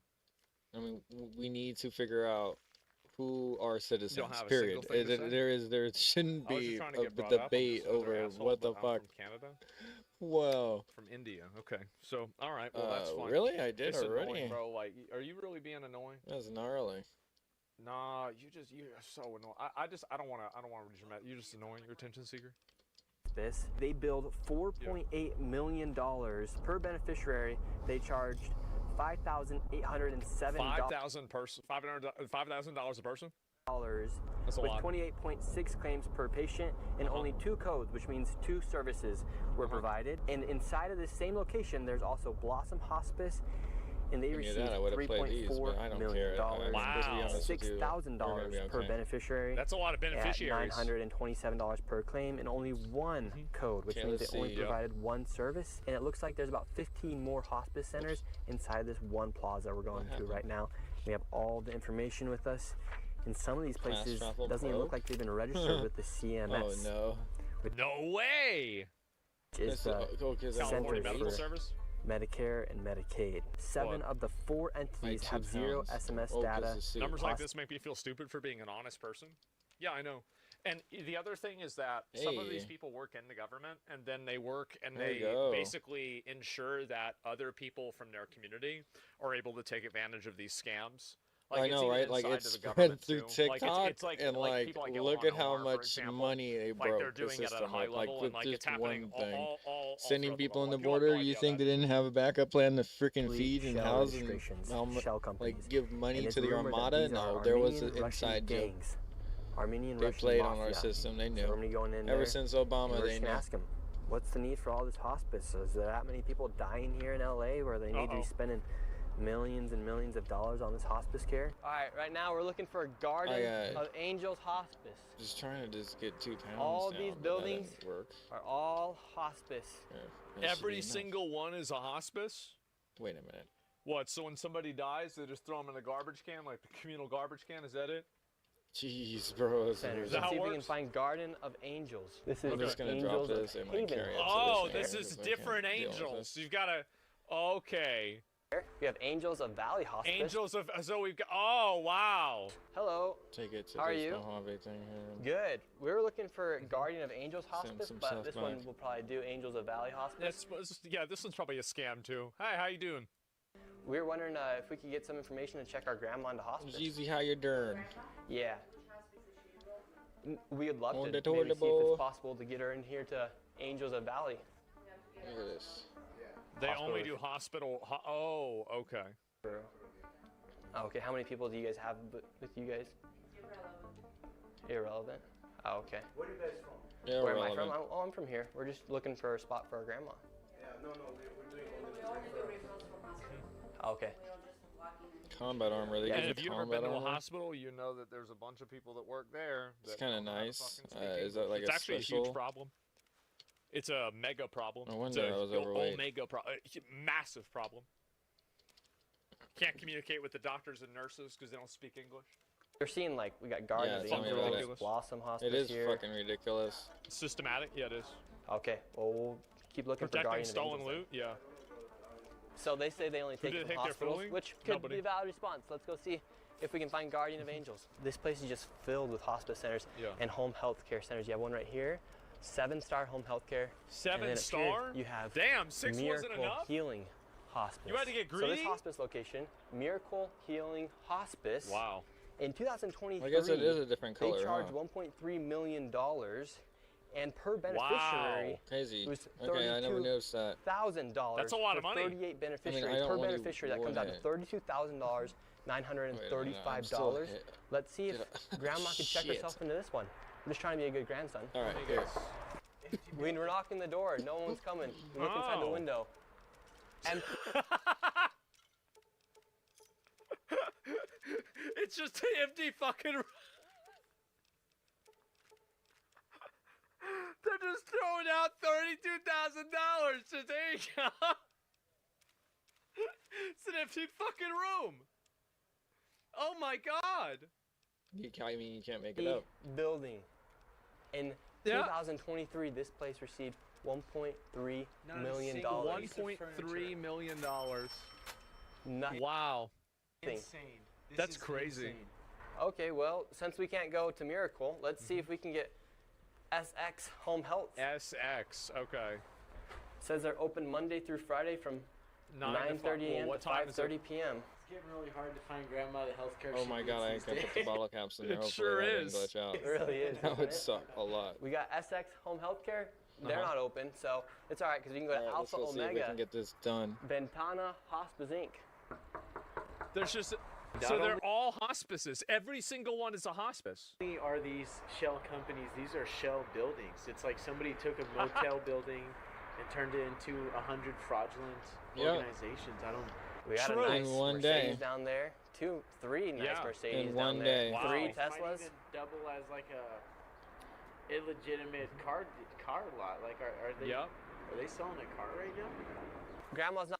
I bet they Wow, will be. they probably could if they really just wanted to give a car to somebody. They bet they could put a price tag on one of their shits and get some bull 1 money p.m. out right of now. it. It's 1 p.m. What day is it? Perfect. This one's open. They think that they're making money untraceable Hello. or some shit. Okay. And Figuring once out their again, own- it was completely empty and nobody was there. We went to the next door because it was another hospice. Here we have another location. We got St. Michelle 6 hours of operation. Yeah. HCI Home Healthcare Inc. Hello. How haven't they been caught? Because they allow this to, they want this to happen. You don't understand. You think that this is a mistake. No, this is working as intended. This is how they maintain such a large immigrant population. It's because usually these people would have just run out of money and they'd have to leave.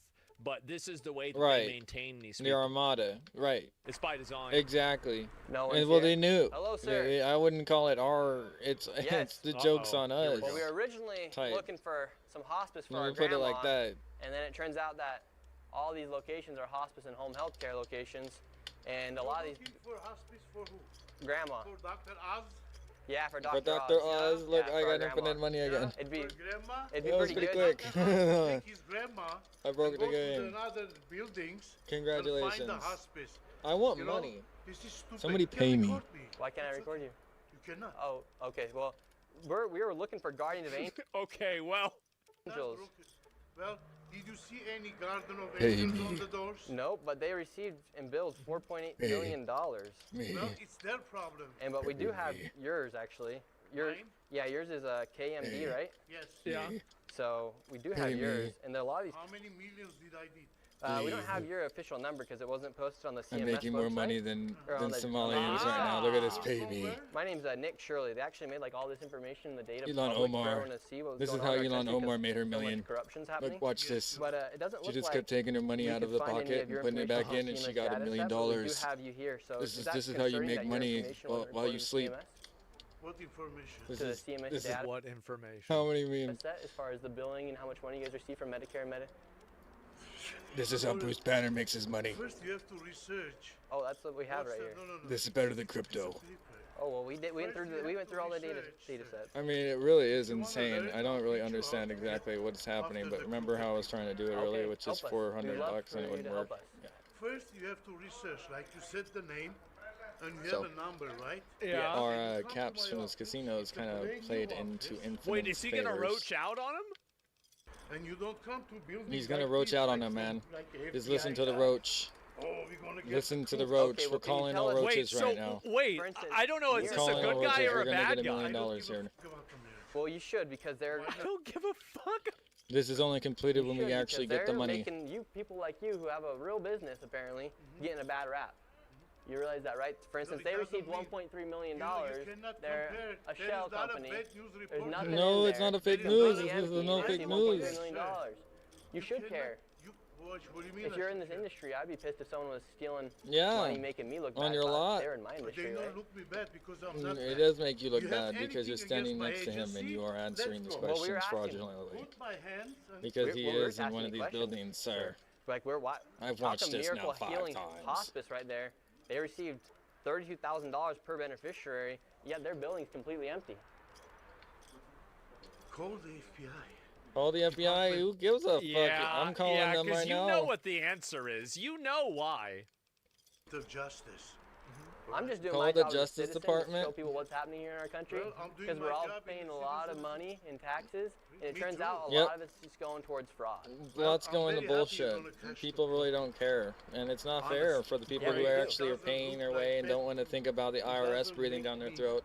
But what happens to the people that aren't really in control of where that money is going? For a 1,000% increase Should in we make a hospice branch here that controls that and make sure that it's all going to where it's going? Because I think that's not an FBI job.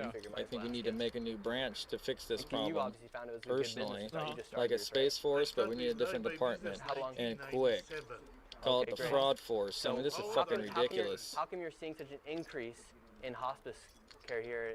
Maybe I don't know if everybody likes the business. What could I say? Excuse me for cussing, but this is honestly too much.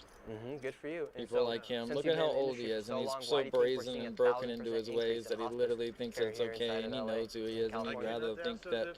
What is he gonna get paid because he got to like go with Nick Shirley and say, look, I tried to do the thing. Answer some questions. Even he's laughing.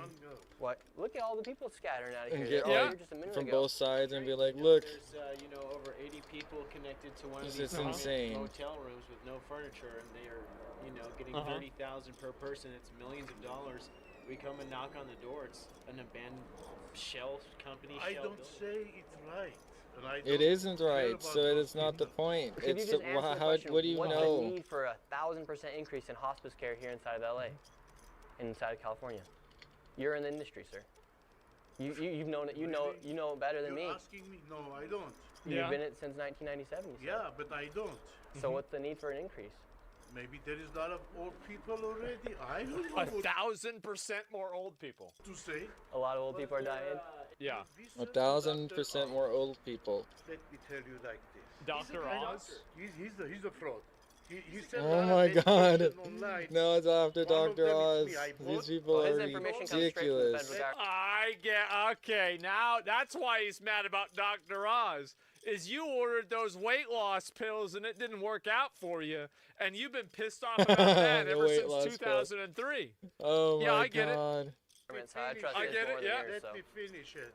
I bought these pills. I gained weight. Oh my God! Now he's blaming the weight on him.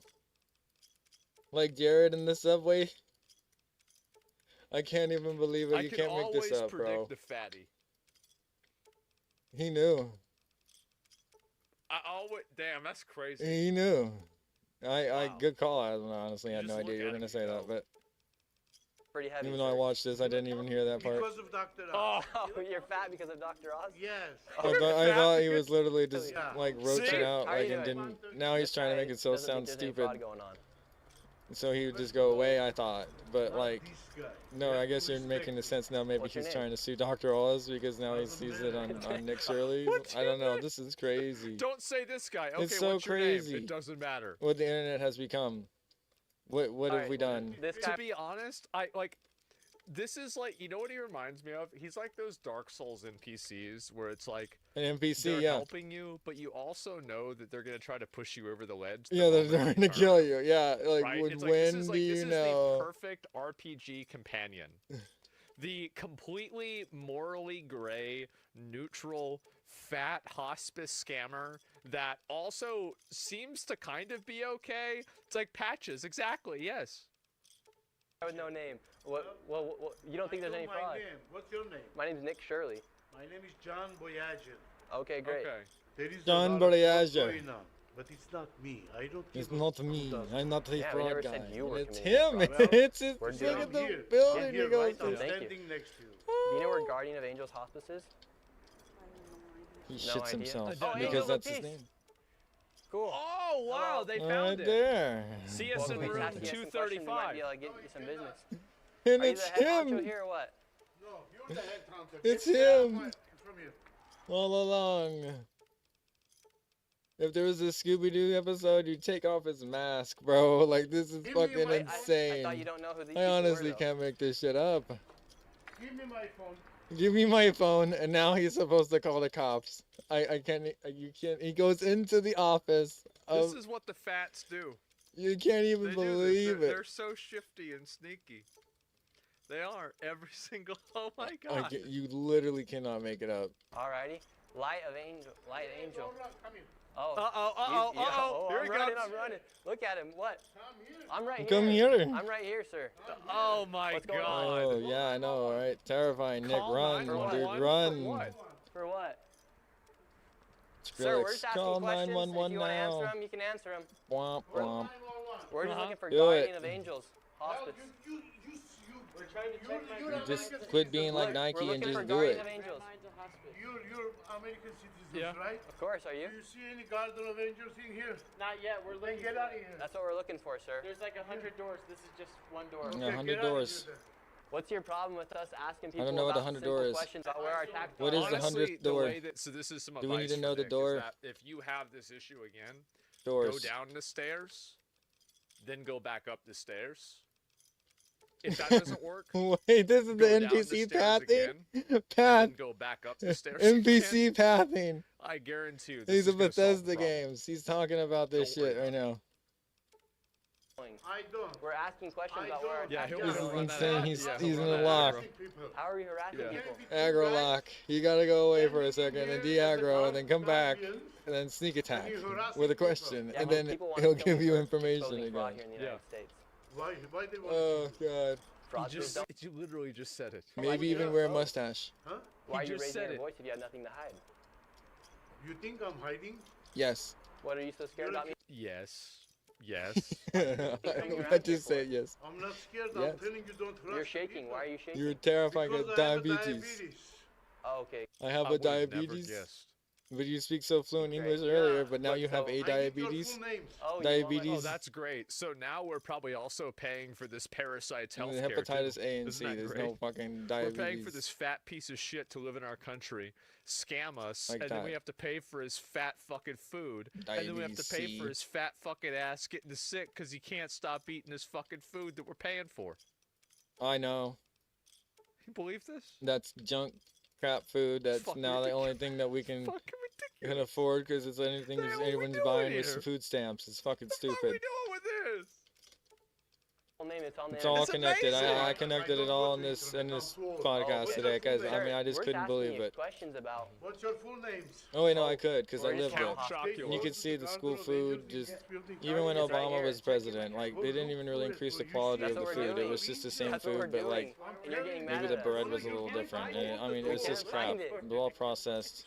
So are all these Not like anything kids are getting today, and I feel robbed. Yeah, We're this paying is the the thing. same, If he has not somebody more. follow him like this, just go up and down It's the just stairs ridiculous. a few times. It's like the price of and innovation, the you call fat it, but we're ones still guinea will pigs just back then. I don't basically like it. they'll stay at Who the cares bottom. about the test They'll test stay scores? there. They could blame it on the And test scores. You'll be able to Look, lose they're aggro on clearly them not pretty getting good quickly. test scores. They don't know English. That's They'll why they get don't have good tired. test Like, it might scores. It's not take- because they don't it have might take a food. couple Fuck, of this times. is You might have to go, ridiculous. like, I you know, was you getting go off so of mad. Here, you walk around, you go to here, you go down here, then you walk around again.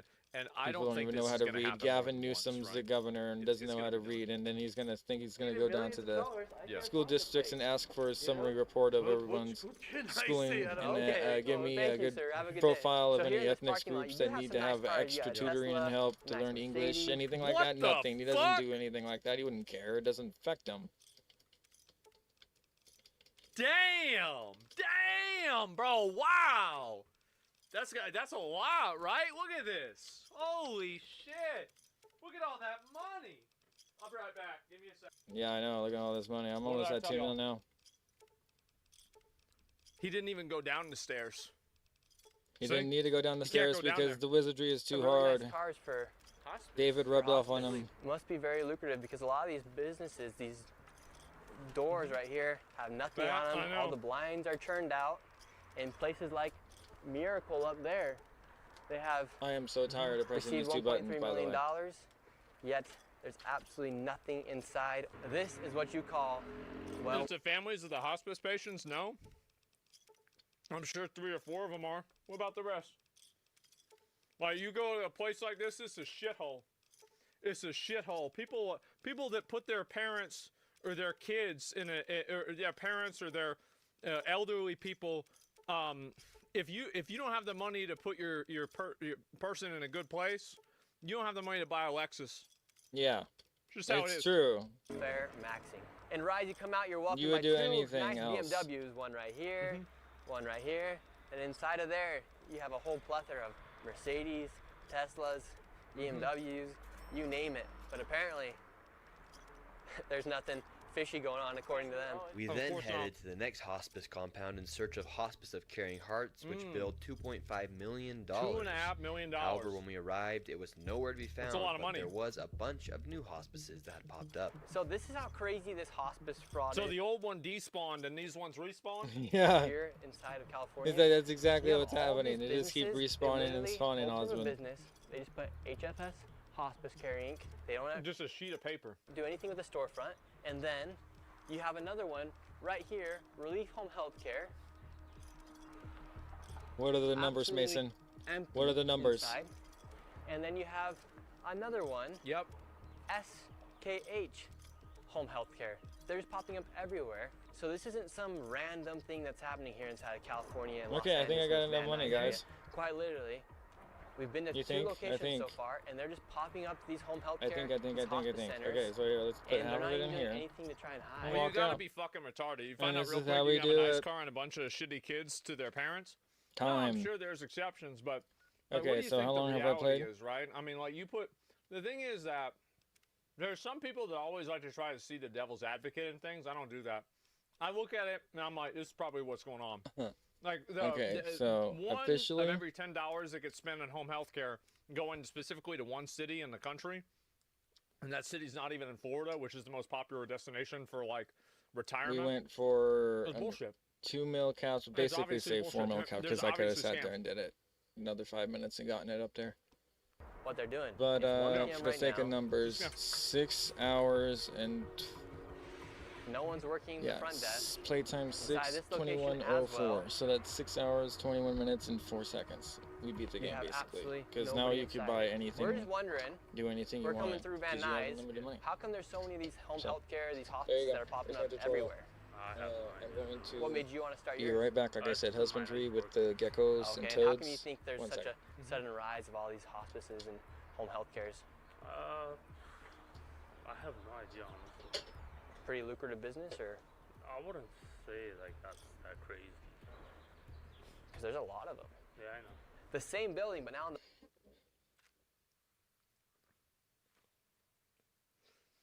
Okay. the backside you have Canestro Care Hospice Inc. Okay. Studio Care Hospice Inc. El Primero Home Health Care right there. And if you're looking for a massage to take a break from the hospice and everything, you can come Ooh. right up here and get some sort of massage. And this building right here is Mm-hmm. a perfect example of a dilapidated building that is now being used for a hospice, home health care, and adult daycare. And this is the crazy thing that appears to be happening here in California. You can just start your own hospice. You have Advent Yeah. Hospice right here. If you want to start your own home health care, you can just put up a white Uh-huh. piece of paper and A stick sheet of logo paper? on Yeah. it and say that's your home health care company. So there's a bunch of so they're just stacked on top of each other. All of them are hospices. This is the most obvious fucking scam. If you want to start an adult Oh daycare, my you God. can just get a building like this and receive money from the government. That's the crazy thing. is Healthy inside this one building, solutions. you have an adult day health care, you have a hospice, and then you have a home health care center operating all in one location. And why Mm-hmm. are tax dollars going towards all of these buildings? And they're quite literally everywhere. Everyone should be a bit suspicious about what's happening here. It's Inside- obvious that they're scamming. Inside of these parking lots too, you'll always find a super nice BMW, Mercedes, you name it, newest Audis. Yep. You always find the nicest cars outside of these healthcare and hospice You're paying your taxes so foreigners can live the American dream. centers. We headed to the next And suspicious scammers. hospice location, and what do we find? A brand new. You're joking me? These are offices, hospices at home? I'm gonna pull you up.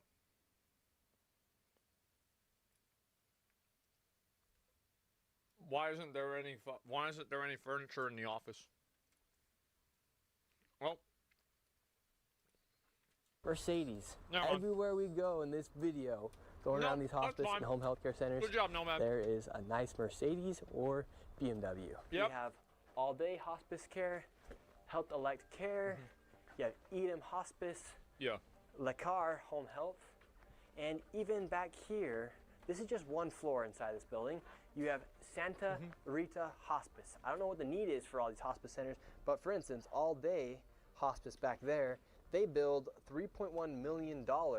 That's a lot of money. And per beneficiary, that was $6,000, 24 claims per patient with only 2 codes, which means 2 services and over 500 patients. And they started billing in April 2023. 500 patients? Holy shit.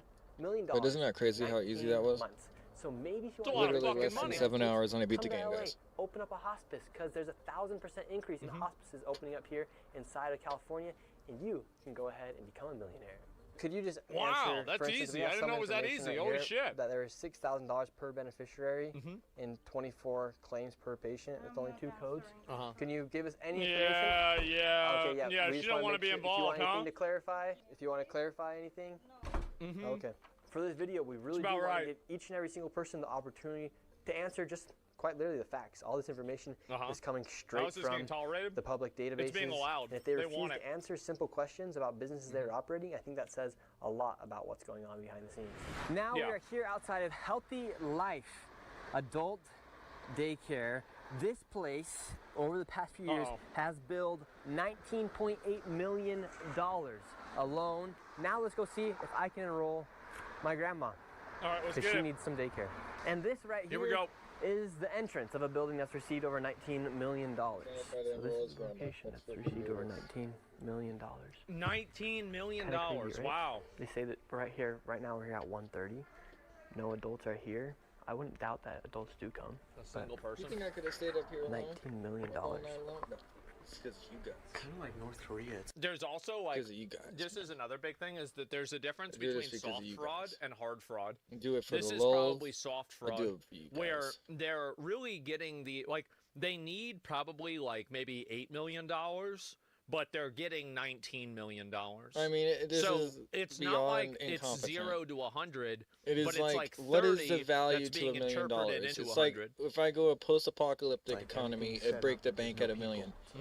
What the fuck are we doing? We're allowing millions of dollars to And be can we get, like, a slipping through brochure to cracks enroll our in the grandma into this system that are location? supposed to be feeding the homeless, Can let anyone give us a alone brochure? health care.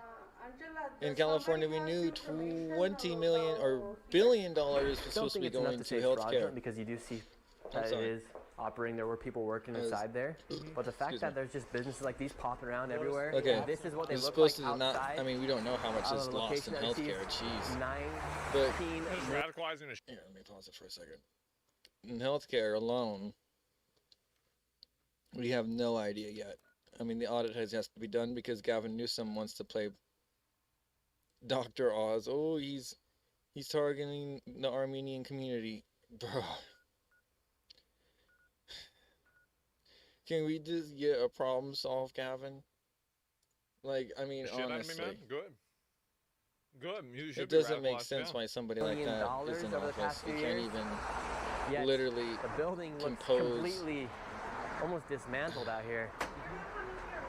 And look, all they have to say that they are an adult. If there was day a healthcare solution to a is that problem, he it couldn't says compose it.